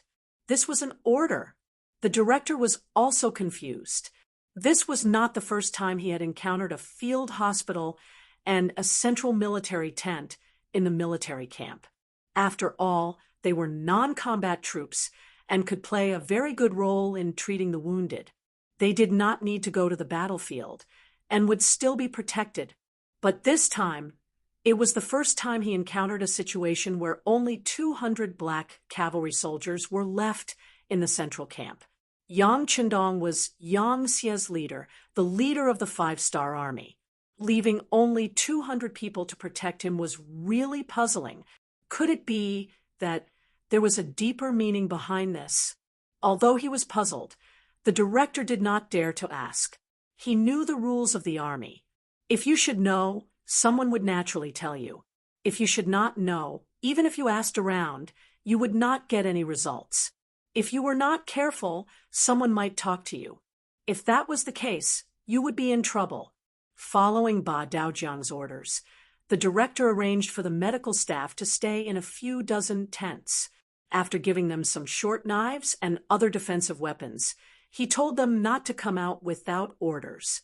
Even if they needed to go to the toilet, they could only do it in the tents. When the order was given, although many people were confused, no one dared to disobey a military order. As soon as these people hid themselves, a slight tremor came from the ground. A black night dragon guard who was in charge of night duty immediately ran to Ba Daojiang and saluted, reporting to the vice captain. Judging from the sound, it should be from the northeast. Got it. Continue to investigate, Ba Daojiang said with a serious face. At the same time, he muttered in his heart, "It better not be that Ivan who came to seek death. Otherwise, I will not be polite." About 3 minutes later, another soldier from the 5-star army came to report that there were about 500 cavalry soldiers. They were flying the flag of the 3rd Regiment of the Ming Army's 3rd Division. They were now less than 4 miles away from them. 3rd Regiment of the Ming Army's 3rd Division. After Ba Daojiang finished, he suddenly raised his head and said, "Do not let them come close to the camp. If they don't listen to the guards can do whatever they want." Ba Daojiang had a good memory. Because of the 6th young master's attention to Ivan, he knew that Ivan was serving in the 3rd Regiment of the Ming Army's 3rd Division. He did not believe that this was a coincidence. After the order was given, the original 10 guards quickly increased to 20 people. 10 of them were holding the 95-style swords, while the other 10 were riding on horses. This was to ensure that no matter if someone came close or tried to escape, they would be able to counterattack. The 20 black cavalry soldiers worked well together. Although there were only 20 of them, they gave off a feeling of an iron wall. This was Yang Xie's most elite combat team. Following Ba Daojiang's order, the soldiers shouted in the night to stop moving forward. However, it did not seem to be of any use. The horses were still approaching them. At this time, the number of black cavalry soldiers guarding the camp had increased to 100. Ba Daojiang could tell that there were about 500 horses. He was afraid that if there were too few soldiers guarding the camp, the enemy would rush in and threaten the 6th young master's safety. He wasn't sure how many people there were on the other side, but he was sure that it was impossible for the central tent to not be affected. 30 men, go to the north. Ba Daojiang once again gave the order to split up his forces. Then he stared at his surroundings. He had a feeling that the enemies from the south would appear next. Sure enough, about 3 minutes later, battle cries could be heard from the south, and it seemed to be louder than the sounds from the north and east. Ba Daojiang couldn't stay calm anymore. He decided to report this to Yang Chendong. As soon as Hakadu Jiang turned around, Yang Chendong, who was wearing a golden cape, walked out of the tent and stood behind him. "Go, leave 10 people behind for me." For some reason, after hearing Yang Chendong's calm voice, Ba Daojiang, who was still a little flustered, instantly calmed down. "Yes." Ba Daojiang saluted and left a squad of black cavalry soldiers behind. He led 40 men and charged towards the south, where the battle cries were the loudest. Beside the bonfire in front of the main tent, Yang Chendong in his golden cloak was particularly eye-catching. Perhaps this was his way of telling the enemy in the dark that he was here. If they wanted to take his life, they could come now. Otherwise, they wouldn't have the chance. Just as Yang Chendong looked into the darkness, a figure suddenly appeared in front of him. Then there were more than a dozen, until there were more than 100 of them. The leader of this group was young Master Ivan of the Ross Duchy. "You're finally here." Yang Chendong's voice was unhurried as he looked at the face that was revealed under the light of the bonfire. "That's right, I'm here. What do you think?" You didn't seem to think that you would lose the bait and lose the fish when you baited the fish. Fan strode forward until he was 20 meters away from Yang Chendong before he stopped. He then asked aloud in a victorious manner, "Huh, the outcome hasn't been decided yet. It's too early to say anything. I'm just curious. Don't you know how much effort your father-in-law put in to save your life? What you're doing now is equivalent to playing with fire. You're putting yourself in danger. This time, no one can save you." Yang Chendong looked at Ivan and said calmly. His face was full of curiosity. "Playing with fire?" Ivan chuckled, then squatted down beside the bonfire. He stretched out his hands and slowly moved them around the bonfire, as if he was trying to warm himself. "If you don't play with fire now, sooner or later, our Ross nation will be cooked by your slow fire. Am I right?" Yang Chendong wasn't surprised that Ivan could see this. After all, he was Emperor Ivan the Great. His EQ and IQ were so high that ordinary people couldn't compare to him. Being able to think of this was also within Yang Chendong's expectations. Otherwise, he wouldn't have needed to set up such a trap to lure the other party. It could be said that from the beginning, Yang Chendong didn't have any intention of underestimating Ivan. That was why they had this conversation, this seemingly life-or-death crisis. If Yang Chendong had ignored the other party, he was afraid that his head would have been cut off by the other party without him even knowing it. Haha, smart. Talking to smart people really saves a lot of trouble. If that's the case, then you should know that I can't only have 200 black cavalry guarding me, right? Yang Chendong asked with a mocking tone. Ivan, who was still in a victorious posture, couldn't help but tremble after hearing this sentence. Then his eyes involuntarily scanned the surroundings. When he saw that there were no changes, he couldn't help but let out a sigh of relief. When he looked at Yang Chendong, his eyes had a hint of viciousness. "What, do you still want to play tricks at a time like this? Or are you afraid and want to wait for the other black cavalry to come to your aid? Let me tell you, Ivan won't give you such a chance. Come, charge and kill Yang Chendong. Whoever can do it, this young master will share the world with him. With great rewards, there will be brave men. Not to mention, those who were still by Ivan's side were the staunchest Rossi nationalists. They were the kind of people who would rather give up their lives to see the rise of their nation. Therefore, this shout was equivalent to an order.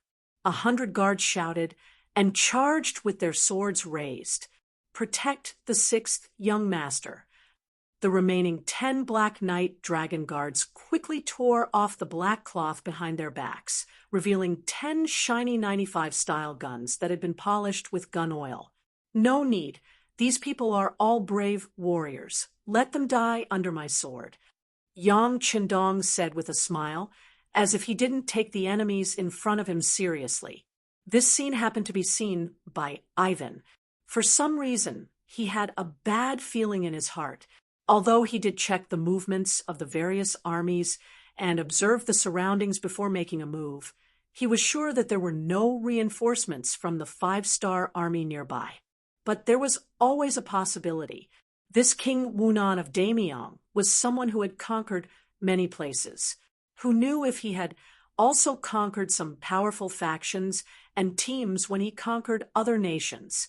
Just as Ivan's face was filled with suspicion, a series of screams suddenly sounded in his ears. As far as the eye could see, the palace guards suddenly fell to the ground one after another. Then, dozens of black figures appeared where they had been standing. They were all dressed in black, and even their faces were covered by black cloth, making it impossible to see their faces. These people had a common characteristic, and that was that compared to the tall and strong White Russians, they were usually shorter. Yes, these people were ninjas.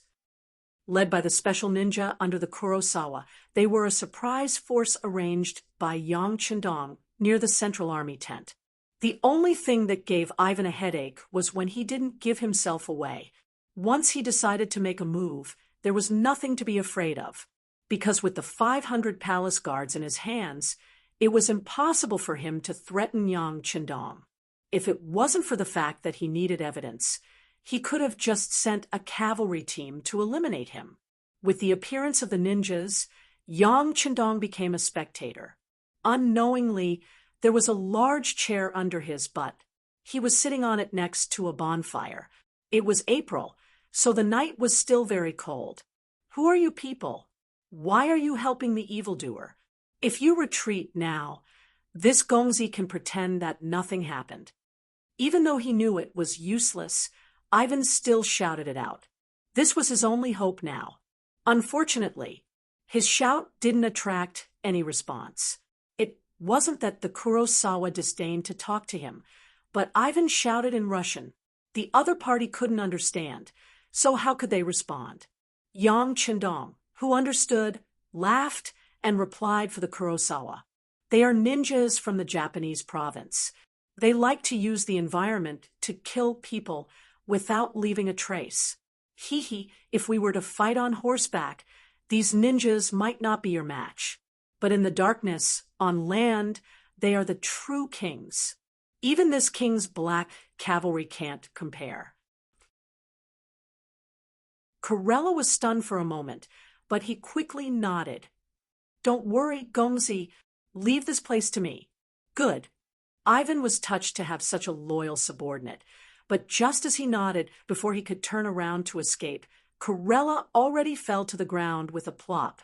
At this moment, blood was trickling out from his eyebrows. Just like that, Corella died, without even being able to defend. The one who killed him was the special shinobi, Kuishi. His figure was floating towards Ivan's position at this moment. The dark environment seems to be prepared for ninjas. This is their natural hunting ground. As Yang Qindong said, in this environment, ninjas can exert their full strength. In this environment, even if the black cavalry encountered them, it would be difficult for them to defeat them. Of course, it's also very difficult for ninjas to break through the black cavalry's most elite armor. Perhaps the final result would be a tie. In terms of defense, the black cavalry's tyrannical equipment is naturally unbreakable. In terms of offense, the ninja's illusory figure and tricky technique can be said to be invincible. After killing Corella, Blast Ishii set his next target on Ivan. Ivan's IQ was very high, and his heart was also very big. Especially in the later years of his life, he was even more meticulous, which led to his title of Ivan the Great. But in terms of power, he was only a little stronger than ordinary people, but still inferior to the fierce generals in the army. Now that he's so young, how could he be the opponent of Kuishi? When the sword suddenly attacked in the dark night, he only saw a black shadow move. After he said the words so fast, in his heart, his whole body trembled, and he fell backwards. Ninjas have always been the main way to kill people, and after a successful attack, they will leave. Unless it's a last resort, they won't entangle with the target and the opponent. Special ninja Kazushige Ishikawa used it to the extreme. Under the cover of darkness, he slashed Ivan's neck with just one blow. When the main artery continued to spurt out blood, he had already left and went to the next target. Ivan died like this, quietly looking up at the starry night sky with a posture of looking up. His face was not ferocious, but also not peaceful. If you look carefully, there is a trace of confusion and unwillingness. Ivan's death proved a fact. That is, there will be no more Ivan the Great in history. His life was completely changed because of meeting Yang Qindong, and it was ended in advance. Just less than 2 minutes after Ivan's death, no White Russian soldiers could be seen outside the main tent. All of them died in the hands of a team of 50 ninjas. Their death only resulted in minor injuries to 3 ninjas. From the beginning to the end, 10 black cavalry stood around Yang Qindong to protect him, and they didn't even move a finger, and the matter was over. Very good, Kuishi. Your task was done very well, and you will be rewarded, Yang Qindong said with a smile on his face. Thank you for the king's praise. This is what we should do, Kuishi said without the slightest emotion. Since they surrendered to Yang Qindong, these ninjas didn't have to worry about their livelihood and food. They could focus on training, and they became the primitive ninjas who didn't care about the world and only cared about martial arts. All of this is because of Yang Qindong. Now, they just killed some people for him. It's not a big deal. Good. Kuishi's attitude made Yang Qindong very satisfied. Then the space fell into silence. Yang Qindong didn't mean to let them leave. He wanted to do some things more seriously. Even so, it's not time for these ninjas to leave. At this time, the sound of gunshots could be heard in the night, and sometimes there was the sound of U-5 style. From this, it can be seen that the battle on the other battlefields is very fierce. About 10 minutes later, the first team returned, and soon the second team appeared, until the third team, led by Hashirama, returned. Hashirama was the one who was most worried about the safety of this place, but his opponents were twice as many as the others. He led 40 black cavalry to fight for a while, but even so, he was still a little late compared to the others. When he returned to the main tent, he saw the corpses lying on the ground. He couldn't help but ask anxiously, "Is the sixth young master okay?" "It's okay. Thanks to the appearance of the ninjas, they killed Ivan and the rebels he brought with him." "Well, how's your situation? Are there any casualties?" Yang Qindong deliberately mentioned the ninjas in order to deepen everyone's impression. Reporting to the sixth young master, 7 of our black cavalry were injured, no one died. At the same time, we also captured a total of 73 rebels. Hearing that Yang Qindong was fine, Hashirama could finally breathe a sigh of relief, so he said in a deep voice, "Good. Interrogate them well. Before it is announced, these people can't die." Hearing that so many people were captured, Yang Qindong's face showed a satisfied look. There were some things that couldn't be said by himself. If you said that Ivan rebelled, then so be it. There had to be evidence. Now, these 73 people were the witnesses. As long as this battle was won, he could push out these 73 people in front of everyone, and the news of Ivan's rebellion would spread everywhere. At that time, no one would be able to use this matter to blame him.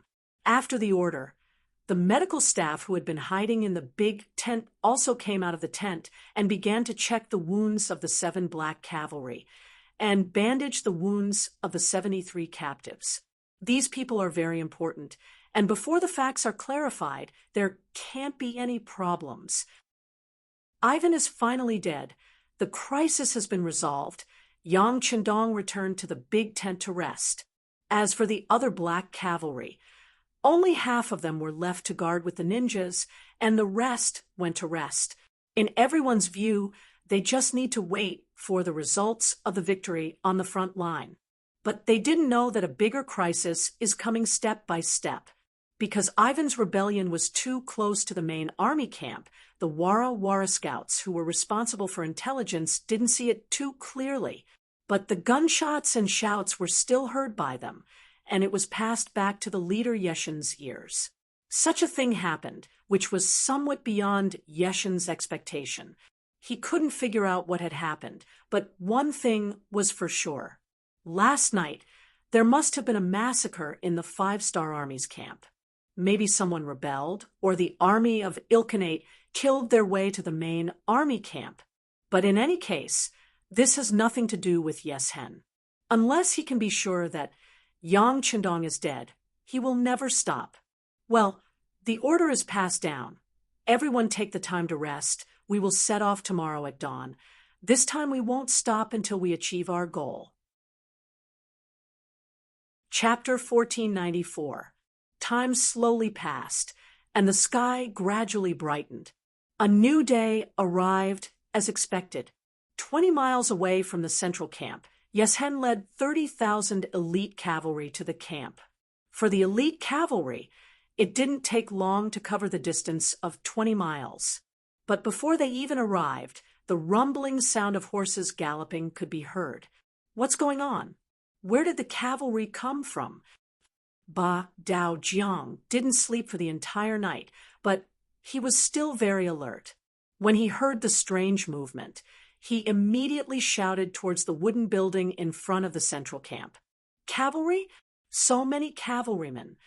The Black Knight Dragon Guard sentry on the wooden building let out a heart-pounding roar. Yang Qindong also heard the commotion and walked out of the central camp. Not only that, but the nearby medical personnel also walked out of the tent. Some of them were still rubbing their eyes sleepily, obviously not aware that they were in danger. There are about 30,000 cavalry, and they are flying the flag of the world of Wara, the flag of the world of Wara. The black cavalry sentry on the wooden building shouted with a trembling voice. After confirming the direction of the cavalry, Yang Qindong knew that something was wrong. Because that was his rear, there shouldn't be any large number of cavalrymen appearing. When he heard that there were 30,000 enemy cavalry, Yang Qindong's face sank. When he heard that the enemy was flying the flag of the world of Wara, his first thought was that it was Yeshen, his old enemy. The world of Wara. Not good. Sixth young master, please get on your horse and leave immediately. Ba Dao Jiang's face finally showed fear. This was different from other enemies. This was the world of Wara, and there were more than 30,000 of them. Their current defensive force, including the ninjas, was only about 200 people. As for the medical personnel, their combat power was negligible. Therefore, it was impossible for them to win, and the only way was to escape. Sixth young master, please get on your horse and leave. We are willing to bring up the rear and hold off the enemy with our lives. The other black cavalry dragon guards also reacted and knelt on the ground. Even the medical personnel were kneeling on the ground, begging for help. At this time, Yang Qindong's eyes were deep. Yi Zichen's sudden appearance was indeed beyond his expectations. Originally, he thought that the other party had escaped and that they would never meet again in this life. Even if they were to be found, it should be one of the other 5-star armies. But who would have thought that the heavens would be so kind to him? He had just gotten rid of a thorn in his side, Yifan, and now an old rival was sent to him. In Yang Qindong's heart, Yeshen was also very important. Although he wasn't as important as Ivan, if he could get rid of him, Yeshen was a good thing. Why couldn't he find them before? But Dao Jiang's position here was the highest, since he had already given his orders. Even if the others were willing, they had to obey. Immediately, 200 black cavalry soldiers, 50 ninjas, and close to 200 male medical personnel came forward to collect their weapons. Yang Qindong galloped forward on his horse. His eyes were cold and murderous as he charged towards the enemy. Gale Leaf's golden robe fluttered in the wind. Even though the distance between the two parties was far, it was already very eye-catching. What is that? Seeing a war horse approaching from afar, Yeshen, who was charging at the front, couldn't help but slow down his horse out of instinct. This time, in order to achieve the goal of success in one strike, he had also put his life on the line. He had taken the lead and rushed to the front. It could be said that he had taken the lead. It was precisely because Yeshen was charging at the front that he could see the enemy very clearly. When the distance between the two parties was less than 150 steps, Yeshen finally saw the enemy clearly. Although he wasn't very clear due to the distance, he could vaguely see the shape of Yang Qindong. Ha ha ha, are you Yeshen? Do you dare to fight one-on-one with this king? Yang Qindong also stopped his horse when he was 150 steps away. Not only was he not afraid of the enemy, he even issued a challenge loudly. It's Bugnam of Gojosian. Hearing the voice that he had heard countless times in his dreams, Yeshen instantly became excited. He didn't know that the five-star army's main camp was extremely empty in order to lure Ivan into a trap. At this moment, he didn't think so much. He only knew that the person in front of him was undoubtedly young Chandong. He couldn't be more familiar with that voice. As for that figure, even if it turned into ashes, he would still recognize it. It was precisely because of this that when he saw Yang Chandong personally coming out to greet him and even wanted to fight him one-on-one, he instinctively thought that the other party had some goal or even a trap. For a moment, he didn't dare to say anything and just stood there in a daze. "Ha ha, cowardly child! Ha ha ha, giddy up!" Seeing Yeshen lead the army to stop, he felt proud when he thought about how he had defeated 30,000 soldiers and even suppressed the other party in terms of momentum. After a burst of laughter, he whipped his horse and galloped towards the not-so-big tree on the left. Just as he was wondering what Yang Chandong was up to and what he was going to do, he suddenly saw Yang Chandong walk in a different direction. After 2 breaths of time, he cried out that he had been tricked. At this moment, how could he not see that Yang Chandong was obviously afraid of him and wanted to escape? Ha ha! Who would have thought that the great King Wunan of Damyang, the war god Yang Chandong, who had the title of war god, would actually have a time when he didn't have any soldiers by his side? This is the heavens taking care of me. Since that's the case, boys, follow me and chase him down. Today, we will definitely kill Bugnam of Gojosian on his horse and take revenge for our brothers who died. Yeshen waved his saber and rode his horse. With a loud roar, he followed closely behind Yang Chandong like a gust of wind. After the other Mongol cavalry heard their leaders shout, they were all extremely excited. They followed behind Yang Chandong, shouting and yelling. At this moment, no one would have thought that such a thing would happen. No one would have thought that this mission would be so easy to complete. No one would have thought that the result of this charge would be so many people dying without a complete corpse. The battle at the front was in full swing. At this moment, the generals of the five-star army did not think that behind them, their master, Yang Chandong, was being chased by 30,000 Mongol cavalry. After a day and night of rushing, the Russian 2nd Division became the first five-star army to fight with the Ilkhanate army on the battlefield. Almost in a straight line, Agurav led his 50,000 soldiers to meet the Ilkhanate's 20,000 Mongol cavalry. Perhaps the enemy did not think that the five-star army would advance so quickly. They were completely unprepared. They did not even have time to spread out their army, and the army behind them was still moving forward. Seeing this opportunity, how could Nikolaev let it go? He immediately shouted to encourage his soldiers, "Generals, the chance to kill the enemy has come. They don't have as many people as we do. Charge! Charge!" A total of 50,000 Mongol cavalry rushed out under the command of their general. In terms of individual size, the White Russian man was much taller than the Mongol. Adding on the fact that they had the advantage in numbers, their charge was full of momentum. Therefore, when they attacked, the 20,000 Mongol cavalry quickly ran away. Chapter 1495. These 20,000 Khaganate soldiers had been sent by Yusang. Originally, Harsan Khan had given them the task of forming a defensive line in the center to stop the charge of the five-star army. If possible, it would be best to delay them and give the main force a chance to surround them.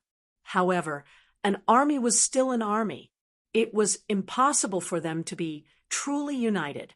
Seeing the cavalry of the five-star army charge over, and the enemy outnumbered them, they were thrown into disarray. In addition, their defensive line had yet to be fully formed.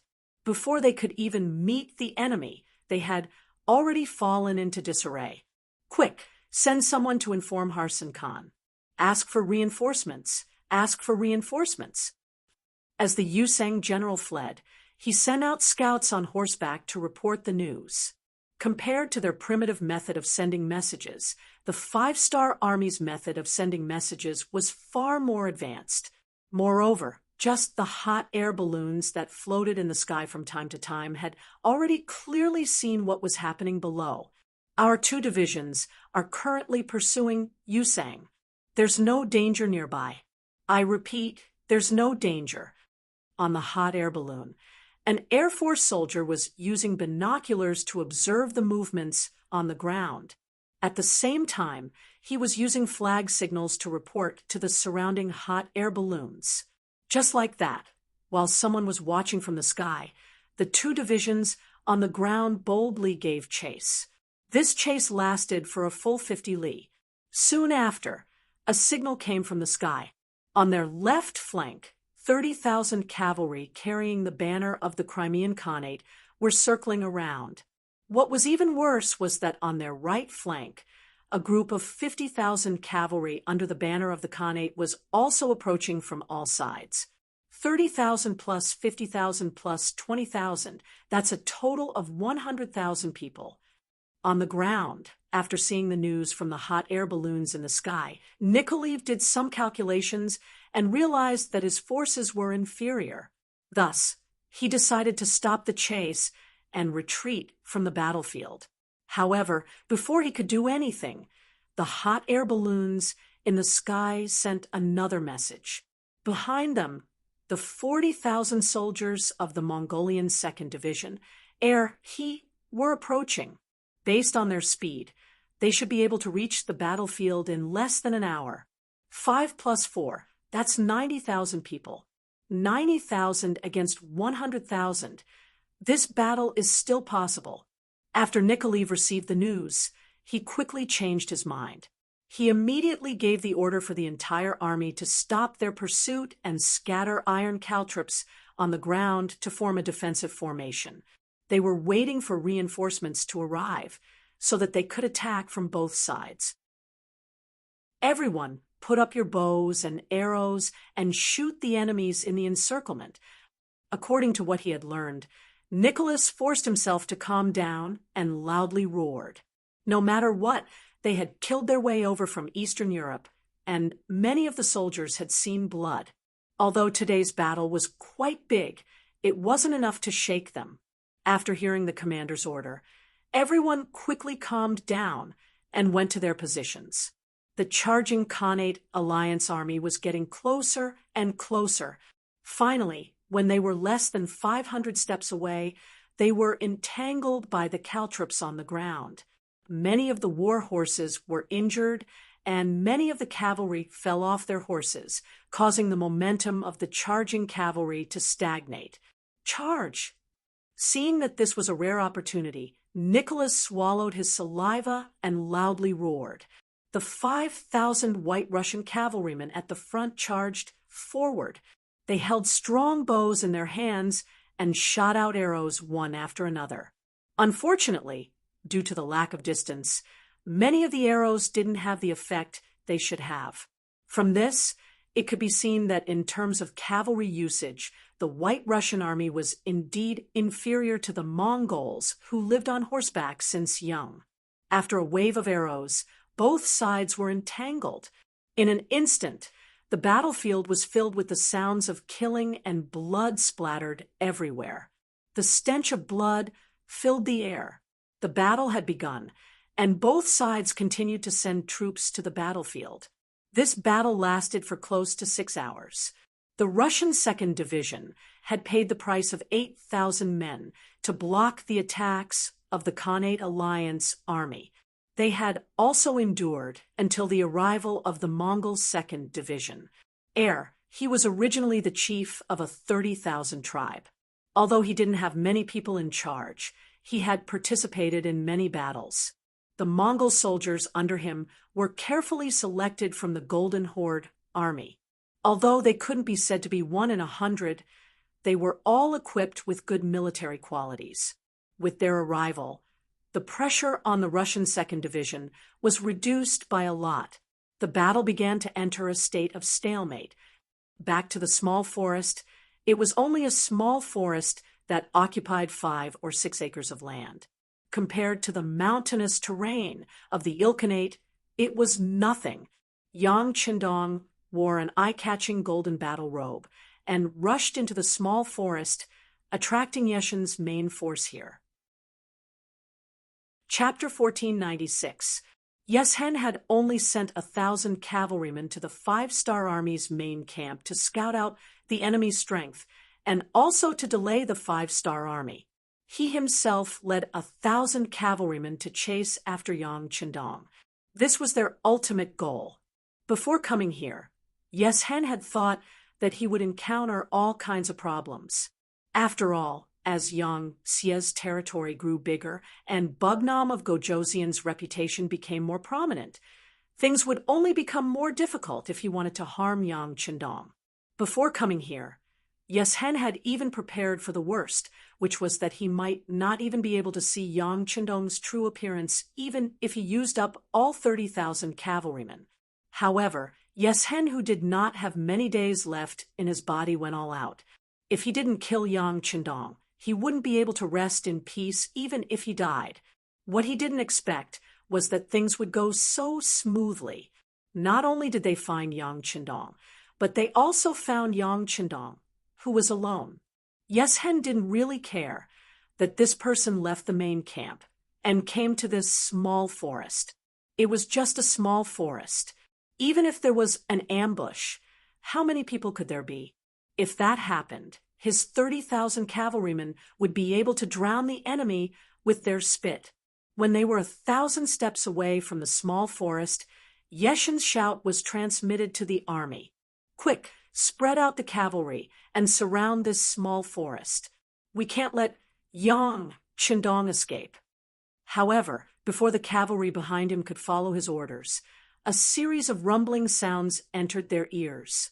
Then, under everyone's puzzled expression, a huge object suddenly rose from the sky above the small forest.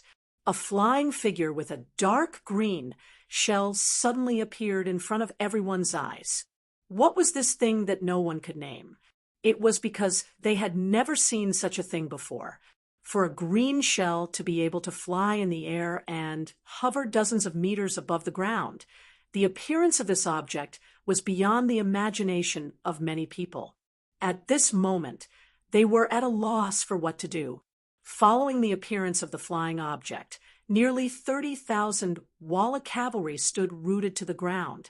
They even forgot to charge, to advance, to disperse, and to draw their swords. Ha! Yang Qindong was sitting in the cockpit of the aircraft with a confident smile on his face. In this world, he was probably the only one who knew what this flying object was, the V-10 helicopter. The W-10 helicopter was 15 meters long when the rotor blades were rotating, 84 meters tall, and 35 meters wide at its widest point, including the short wings. It adopted the internationally popular tandem cockpit configuration, a narrow fuselage, and a 3-point anti-collision landing gear. It can carry 1,500 kilograms of ammunition, including 57 rockets and Red Arrow series anti-tank missiles. A 23mm machine gun was fixed in front of the cockpit. There was also a 5mm Gatling gun on the side, not the blue one, This was where Yang Qindong's confidence came from. Although the V-10 helicopter in the military warehouse was not the most powerful helicopter in the country, it was still an absolutely powerful weapon in this era. Even if he gave it to the research department in Resin City, they would not be able to replicate it. This kind of thing could only be found in the warehouse, and only Yang Qindong knew how to fly it. Now that he took it out, he wanted to get rid of Yeshen once and for all. This once troublesome opponent was now a dead man. The V-10 helicopter flew straight into the air, then continued to climb until it reached a height of about 80 meters before it stabilized. The cannon inside the helicopter was aimed at the densely packed Walla cavalry below. A dazzling red light flashed, and a rocket flew at supersonic speed into the Walla cavalry's camp. Boom! With a flash of fire, the rocket launcher exploded on the ground. The shockwave from the explosion caused many of the newly grown trees in the nearby forest to be cut in half. This powerful force also created a huge gap in the Walla cavalry's camp. Yang Qindong, who was sitting in the cockpit, had good eyesight and powerful calculation ability. With just a rough calculation, he calculated the effect of directly or indirectly killing nearly 1,000 people. This was also because the Walla cavalry's camp was too densely packed. Otherwise, the effect would not be so good. After the successful attack, Yang Qindong did not hold back anymore. His right thumb kept pressing, and one rocket after another was fired at the Walla army's camp. Waves of people were thrown off their horses, and corpses were everywhere. Because Yes Hen was at the front, he was not injured by the rocket. However, he still saw everything that happened behind him. Seeing the self-proclaimed heroes, the elite warriors of the cavalry, being blasted to death one after another without even having the chance to wield their swords, and being blasted into pieces, and if they were sent flying by the aftershock, they would vomit blood and die. His heart would bleed. How did Yang Qindong come up with such an invincible weapon? He still remembered that when he first met Yang Qindong, he was stunned by the enemy's rocket that could hit dozens of miles away. He had no choice but to give up on the siege of the great Ming dynasty's capital. Even though many years had passed, Yes Hen still could not forget the scene at that time. And now, when they were gradually getting used to the powerful firearms and cannons of the 5-star army, the enemy came up with something that could fly. Moreover, it had such a powerful lethality, and he was once again heavily injured. When he thought about his physical condition, he was afraid that if he failed this time, he would not have the chance to kill Yang Qindong again. He felt his heart bleeding. Men, release the arrows and kill this flying object. Knowing that this was the last chance in his life, Yes Hen gritted his teeth and gave the order to shoot the aircraft. From here, one could see the last remaining elite cavalry of the Wara, facing the indescribable flying object and the V-10 that had the power to kill them. They did not collapse like the other cavalry troops. Instead, after hearing the order from their leader, Yes Hen, one by one, they knocked their bows and quickly aimed at the V-10 in the air. They used all their strength to release the arrows in their hands.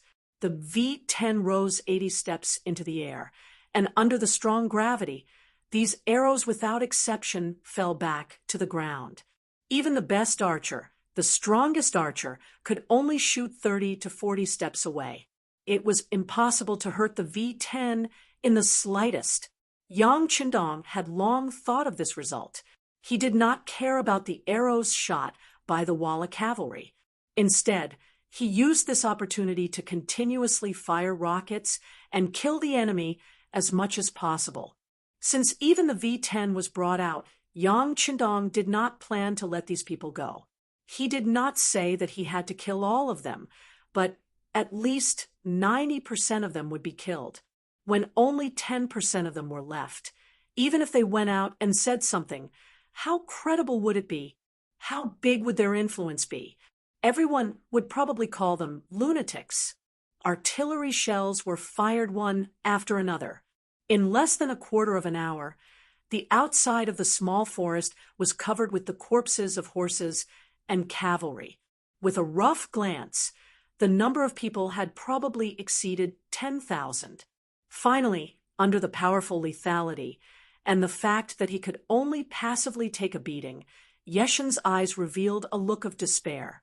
This feeling of being killed but not being able to hurt anyone at all made him so depressed that he wanted to vomit blood. Looking at the flying object in the sky, he could not help but look up to the sky and sigh. Why was the 5-star army always able to come up with an endless stream of unexpected weapons? Why was their heroic Walla cavalry only able to passively take a beating without even being able to fight back? Could it be that Tungri had abandoned them? Leader, let's retreat. General Bomir came to Yeshin's side. He could feel the despair in Yeshin's heart. How could he not feel the same way?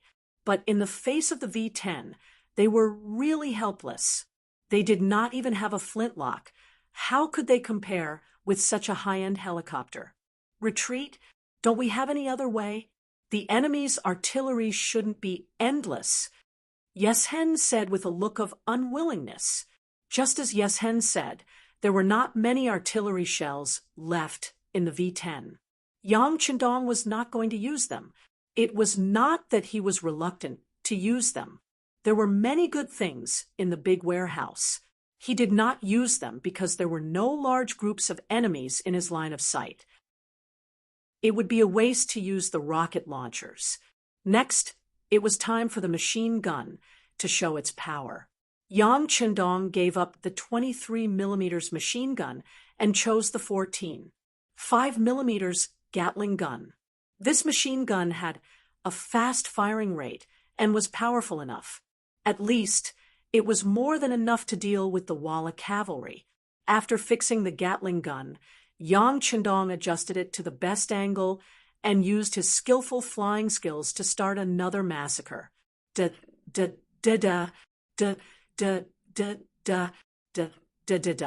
Gatling gun displayed its unique tyrannical side.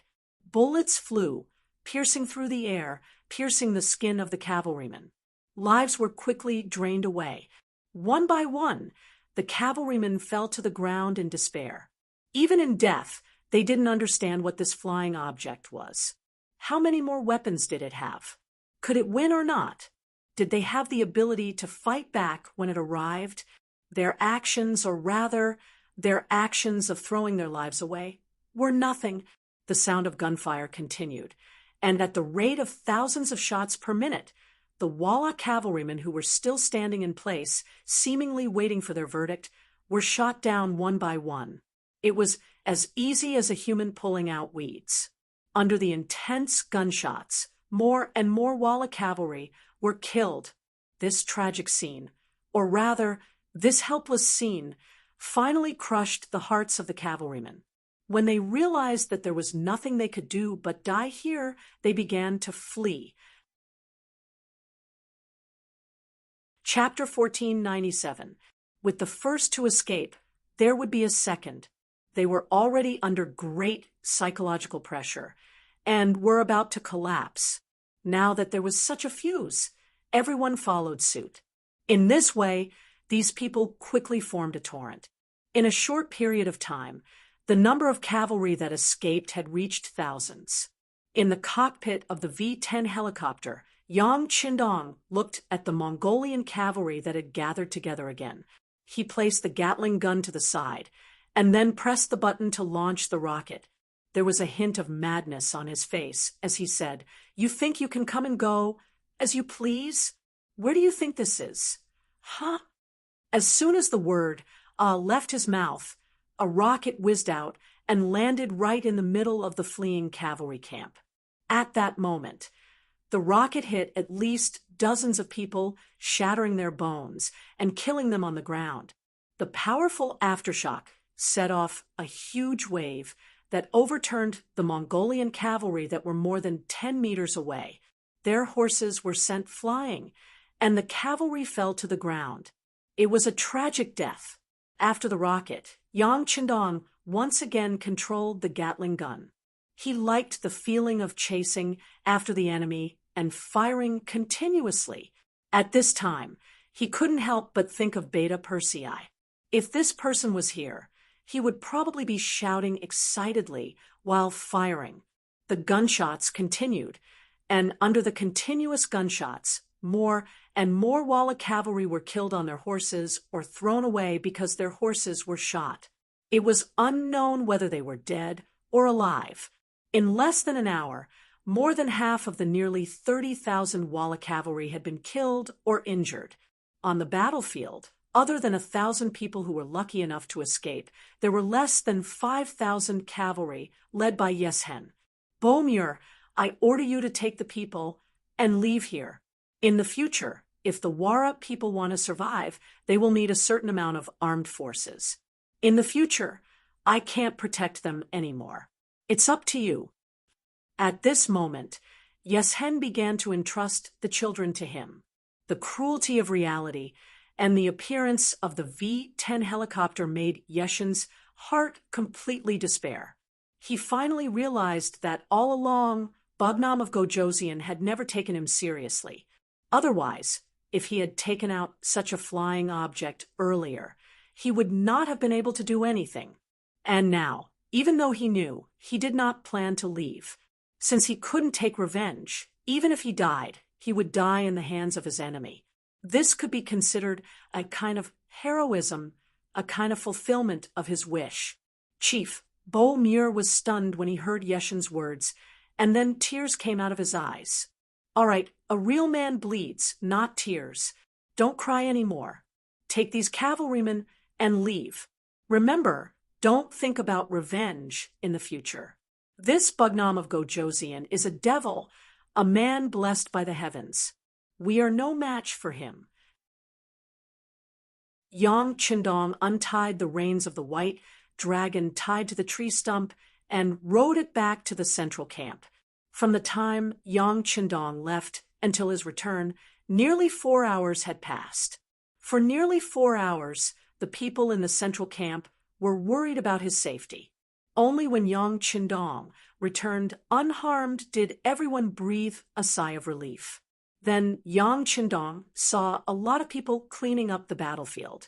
1,000 Wala cavalry launched an attack on the main camp. Although they had the advantage in numbers, they were facing the black cavalry dragon guards, who were wielding the 95 style. In the end, not a single one of them was left alive as corpses. Ba Daojiang came forward and reported the battle. Then he remembered the Wala cavalry and couldn't help but ask curiously, "Sixth young master, was it Yeshen who came?" Yang Qindong knew what he wanted to ask. He also knew that some things couldn't be hidden. After all, more than 20,000 people died. If they didn't deal with it properly, it would be a big problem if there was a plague. Yang Qindong said that he wanted to say it, but he could choose to say it. Yes, it was Yeshen who came, but he's already dead. Most of his cavalry was also killed by our ambush. It's just that they still have things to do, so they left in a hurry. How about this? You take half of the people to clean up the battlefield. All right, there are too many corpses. We don't have enough people, so we can burn them. Oh, hearing that the ambush had left, Ba Daojiang didn't ask any more questions. In his opinion, this was a normal thing. After all, their opponent this time was the 300,000 cavalry of the Khanate. Although they had 400,000 soldiers and had a slight advantage, they weren't as familiar with the terrain as the enemy. Moreover, even in a war, one should use all their strength and not hold back at all. Ba Daojiang nodded understandingly. Then he led 100 black cavalry and 600 to 700 medical personnel to the battlefield in the small forest. However, when they arrived at the battlefield, although many of them had already experienced large and small battles, some of them couldn't help but vomit on the ground. The situation on the battlefield was simply too tragic. There were countless people with broken limbs, and dead limbs were strewn all over the place.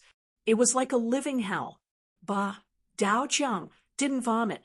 After a long period of training, his tolerance in this aspect was very high. However, what he couldn't understand was why he didn't see any corpses of his own soldiers on the battlefield. More than 20,000 enemy cavalry died here, and they were the elites of the Wara. They were also people who had survived countless battles. They shouldn't have been unable to fight back. Could it be that their corpses had been carried away? Well, that was the only possibility. However, which army could do this? From the looks of the battlefield, there were many deep craters caused by cannons. It should be the work of the Lung Feng Division. Who cooperated with them? Ba Daojiang had some doubts in his heart, but considering that all of this was arranged by the sixth young master, he didn't ask any more questions. Instead, he started to burn the corpses. Whether it was Ivan's rebellion or Yeshin's sudden appearance, it didn't affect the battlefield at all. On the main battlefield, it didn't have much of an effect. The soldiers also didn't expect that their southern Wu king would encounter danger one after another in such a short time. At this time, they didn't know that they were fighting with the Khanate army or preparing to fight.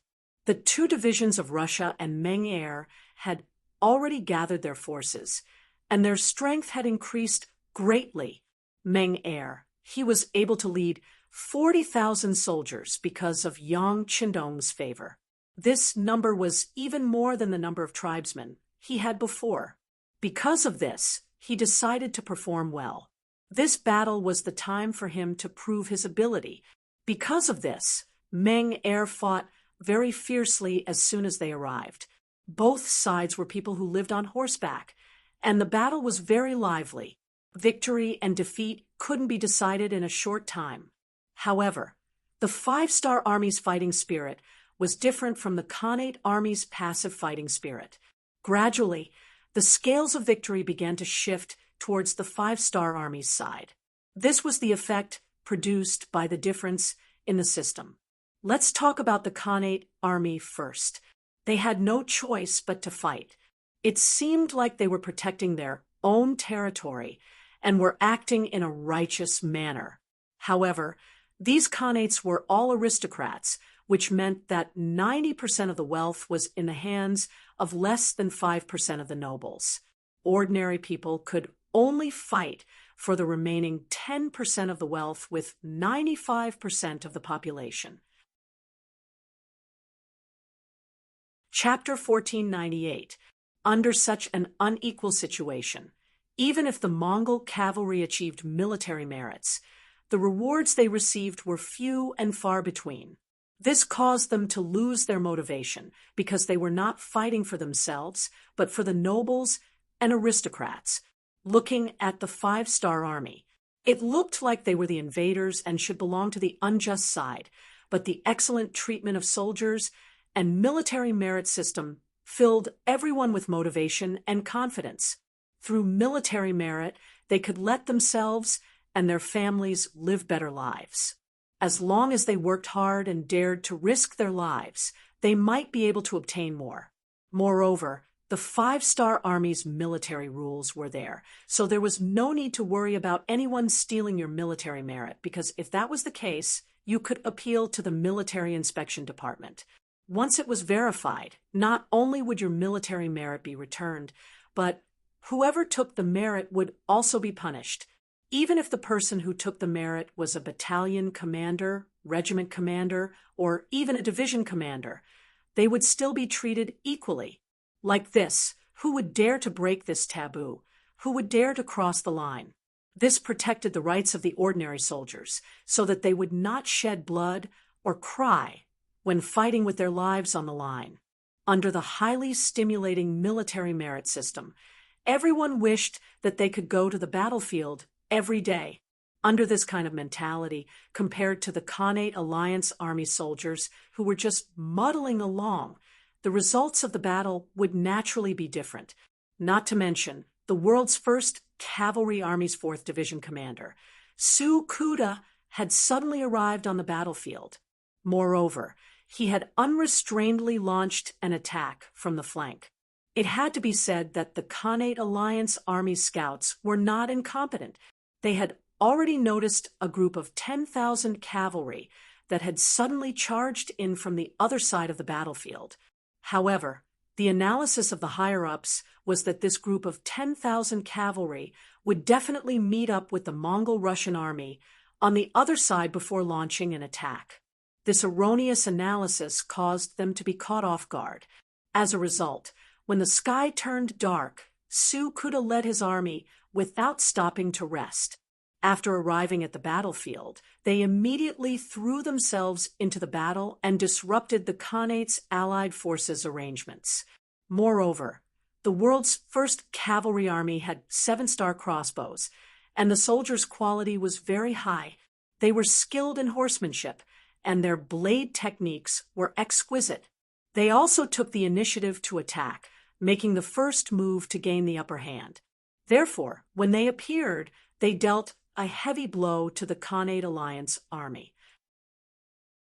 By the time they reacted and began to deploy their cavalry to defend the battlefield, they were already one step behind the enemy.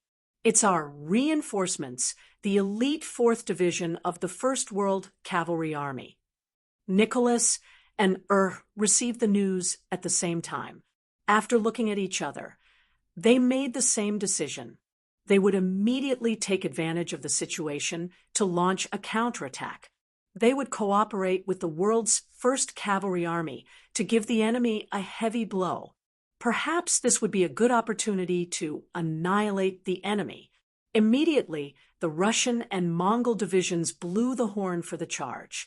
Tens of thousands of cavalry pressed forward like an avalanche, charging into the main camp of the Khanate Alliance. While the battle here was in full swing on the other main battlefield, the two sides were also at daggers drawn, ready to fight at any time. The two divisions of Lungfeng were surrounded. Two mixed cavalry divisions of the Third Army were also surrounded, totaling around 30,000 people. The one who surrounded them was Hazen Khan of the Ilkhanate. He brought along 70,000 cavalrymen from his own country and 20,000 cavalrymen from the Kazakh Khanate. A total of 90,000 people formed a huge encirclement. With 3 times the number of troops, they held the initiative. If it wasn't for the fact that the sky was already dark, they would have already launched their charge. Order all the troops to be on duty at night. Don't allow a single member of the 5-star army to escape. Hazen Khan said with a smug look on his face.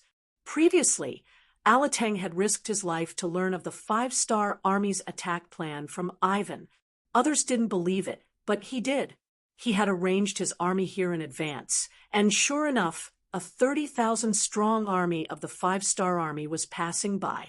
But they were blocked by him and were completely surrounded. Although 30,000 people weren't too important for the 5-star army, who had an army of 400,000. However, if he could wipe out all 30,000 people here, it would be a big victory. When the Khanate Alliance army held a meeting, Hazen Khan, would be able to straighten his back. Looking at the pitch-black night outside, Harsenhan was a little worried at this time. He was afraid that the 5-star army would choose to break out in the middle of the night. Therefore, he ordered them to be on guard and not allow a single member of the 5-star army to escape from their encirclement. The sky will brighten soon. At that time, it will be time for our blades to drink blood. Hazen Khan chuckled as he looked forward to it. Compared to the nervousness of the Khanate Alliance army, the 30,000 5-star army soldiers weren't idle either. However, they didn't have any intention of breaking out of the encirclement. Instead, they dug trenches throughout the night. The entire 2 divisions of Lungfeng were here. If they wanted to display their advantage, they needed enough trenches. Only then could they display their powerful firepower. As for the enemies surrounding them, Division Commander Xiaofeng didn't have any misgivings. He thought that the number of Khanate Alliance army cavalry surrounding them was still too small. There were less than 100,000 people, and it wasn't enough for them to eat. Of course, according to the rules, regardless of whether they thought highly of the Khanate Alliance army on the outside, since they had discovered the enemy's main force and were surrounded, they had to report this matter. Moreover, they had to spread the news to their allies nearby. Commander Wu Sheng of the Third Army, who was 150 kilometers west of them, received the news. What? Our 2 mixed cavalry divisions are surrounded? Then we have to go and save them. Immediately send a telegram to the 6th young master and tell him our thoughts. Xiaofeng became excited after receiving the news. It could be said that his luck wasn't very good. They had been out for 2 days and had passed through many places, but they hadn't encountered the Khanate Alliance army cavalry. This could only mean that they had gone in the wrong direction. Since that was the case, they had to adjust their direction. But where exactly to go was also a problem that gave him a headache. Now that they had learned that the 2 divisions of the Cold Front Division were surrounded, they had found one of the main forces of the Khanate Alliance army. Even if they couldn't eat the meat, they could at least drink the soup. With this thought in mind, Wu Sheng sent a telegram to Yang Qindong to ask for instructions on the pretext of saving his 2 mixed cavalry divisions. In the central camp, the danger was already far away. Yang Qindong had also returned to his own tent. Wang Shan, the director of the communications department, was also in the tent. He was delivering the received telegrams to Yang Qindong so that Yang Qindong could better understand the situation of the battlefield. Yang Qindong saw the telegram from the Third Army as soon as it arrived. How could he not see that Wu Sheng couldn't find the enemy's main force and wanted to use this opportunity to get a share of the loot? If any other officer had made such a request, he would naturally refuse. This piece of meat was found by the 2 divisions of the Cold Front Division. So how could anyone else snatch the benefits? But since it was a telegram from Wu Sheng, it was a different story. Speaking of which, Yang Qindong felt that he had let Wu Sheng down. He had left him for 10 years in Eastern Europe without any reinforcements. He had to face the 2 behemoths of the Golden Horde and the Rossi Principalities. He could imagine how difficult it must have been. Speaking of which, Wu Sheng's Third Army could also be called the Third Army of the Cold Front Division. But because they had been separated for so long, many excellent soldiers had been killed in battle. That was why they were no longer as strong as they used to be. Although they had recovered from the recruitment, their fighting strength was far from what it used to be. Right now, they wanted to make a contribution. Moreover, there were 20,000 soldiers from the Third Army surrounded. It was reasonable for them to send reinforcements. Okay, send a telegram to Commander Wu Sheng and agree to his request. Yang Qindong gave his answer after some consideration. If Wu Sheng was allowed to go, then the other armies wouldn't be so lucky. They would have to find their own opportunities. In contrast, the commander of the world's first cavalry army, Tian, who had his own plans. As the strongest army in the world of cold weapons, Tian, who had his own pride. He couldn't do things like knowing the intelligence of others. What he needed to do was to make use of his own advantages and make greater contributions. What were the advantages of the world's first cavalry army? Without a doubt, they had the fastest war horses and the strongest cavalry, as well as the 7-star crossbow, which was an excellent weapon for shooting enemies at close range. With so many advantages, they were destined to not be an ordinary army. Only greater contributions were worthy of them. And what was this contribution? In Tianhu's eyes, it was to directly attack the enemy's den and take down the capital of the Ilkhanate, Dabuli. Speaking of which, the Ilkhanate had long been destroyed. They were now known as the Zarathir dynasty, and their capital was in Dabuli. This name was nothing more than a means used by Harsan Khan to maintain the same status as the other Khanates. This time, in order to stop the 5-star army from coming to the west, Harsan Khan had mobilized almost all the forces that could be mobilized within the kingdom and then sent his troops out of the capital. He wanted to stop the 5-star army outside and even severely injure them. The idea was good, but the reality was cruel. How could they achieve it just by thinking? For this battle, Harsan Khan had conscripted all the men above the age of 14 in the country, making their capital Dabuli very empty. According to the information from the intelligence department, there were less than 5,000 soldiers in the city. This was an opportunity. As long as they were fast, it was very likely that they would be able to take down Dabuli and completely cut off the connection between Harsan Khan and his base. At that time, the enemy would be in chaos when they heard the news. That would be the time for the 5-star army to win. Chapter 1499. It was easy to take down Tabulia, but the subsequent matters would be troublesome. The other Khanates would also not sit back and watch such a thing happen. They would definitely send their troops here and even surround them. They would not allow the 5-star army to gain a foothold in the city. In other words, there was a risk in doing this. If they did not do well, they might be surrounded. Others might be afraid. But the world's first cavalry army, led by Tian, who would not be afraid. To him, this kind of challenge was exciting enough to show the true strength of the world's first cavalry army. Of course, Tian, who was not a blindly arrogant person, before taking action, he decided to accumulate more strength. For example, he would mobilize the 5 divisions under him to strengthen his own strength. This was like forging iron. One needed to be strong. The 1st, 2nd, 3rd, and 5th divisions rushed over after receiving the order. Only the 4th division was busy helping the Russian and Mongolian divisions. They did not have the chance to come and help. Because of this, Tian who decided not to wait for them. After all, speed was the most important thing in war. Opportunities on the battlefield were fleeting. It was impossible to wait for someone. Pass down the order. The army is to attack. The target is Tabulia city, the capital of the Ilkhanate. Attack.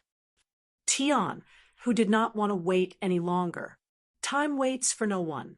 Therefore, after he gave the order, the 45,000 soldiers of the world's first cavalry army quickly approached Tabulia city from all directions. The world's first cavalry army and the cold front 3rd Cavalry Army both moved. Everyone had their own target. This was where the strength of Yang Qindong's battlefield command came into play. Unless there was a complete plan, the generals could do whatever they wanted on the battlefield. Unless there was no other choice, Yang Qindong would not blindly give orders.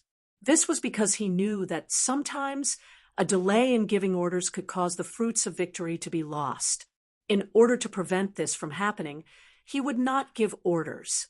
Instead, he would let the division commanders do what they wanted. Tian, Hu, and the others were already used to this method of command. Therefore, after they made the decision, they only needed to report the purpose of their trip via telegram before taking action. Compared to the 3rd Corps of the Cold Front, which was drinking soup, the world's first corps of cavalry had to launch a surprise attack. Beta Persei led 1,800 black cavalry soldiers, as well as the troops of Meng 4 Regiment Baruch and Meng 5 Regiment Wutuo that they had encountered on the battlefield. They were rushing towards the Norman Khanate day and night. Although it was called the Norman Khanate, it was nothing more than a small country with a population of less than 800,000 people. Or rather, it was just a large tribe. It was only because their location was not bad, belonging to the borderlands, that they were not too valuable, that they were not affected by the chaos and were not destroyed. This time, the fearless Beta Persei had arrived. It was destined that the Norman Khanate would not be able to escape the fate of destruction. Of course, their target this time was the Ilkhanate. If it were someone else, they would not cause trouble.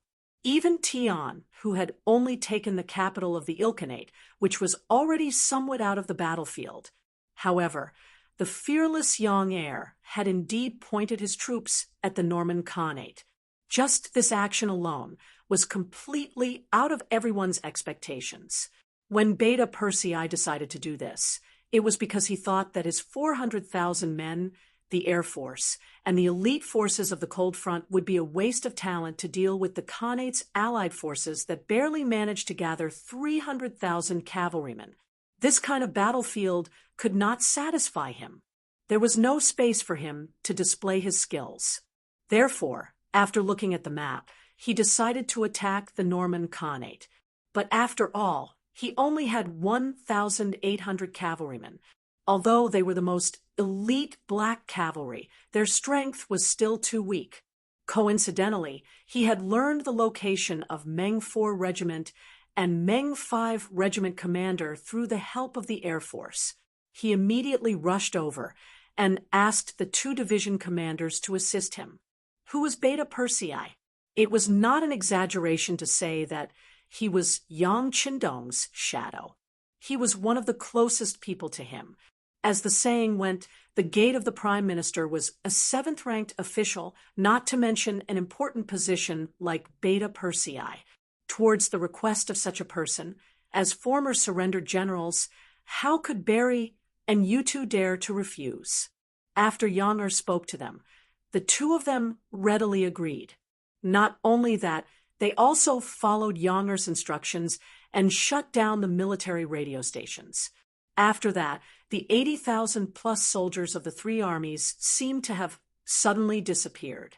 They left the battlefield and headed straight for the Norman Khanate at an oblique angle.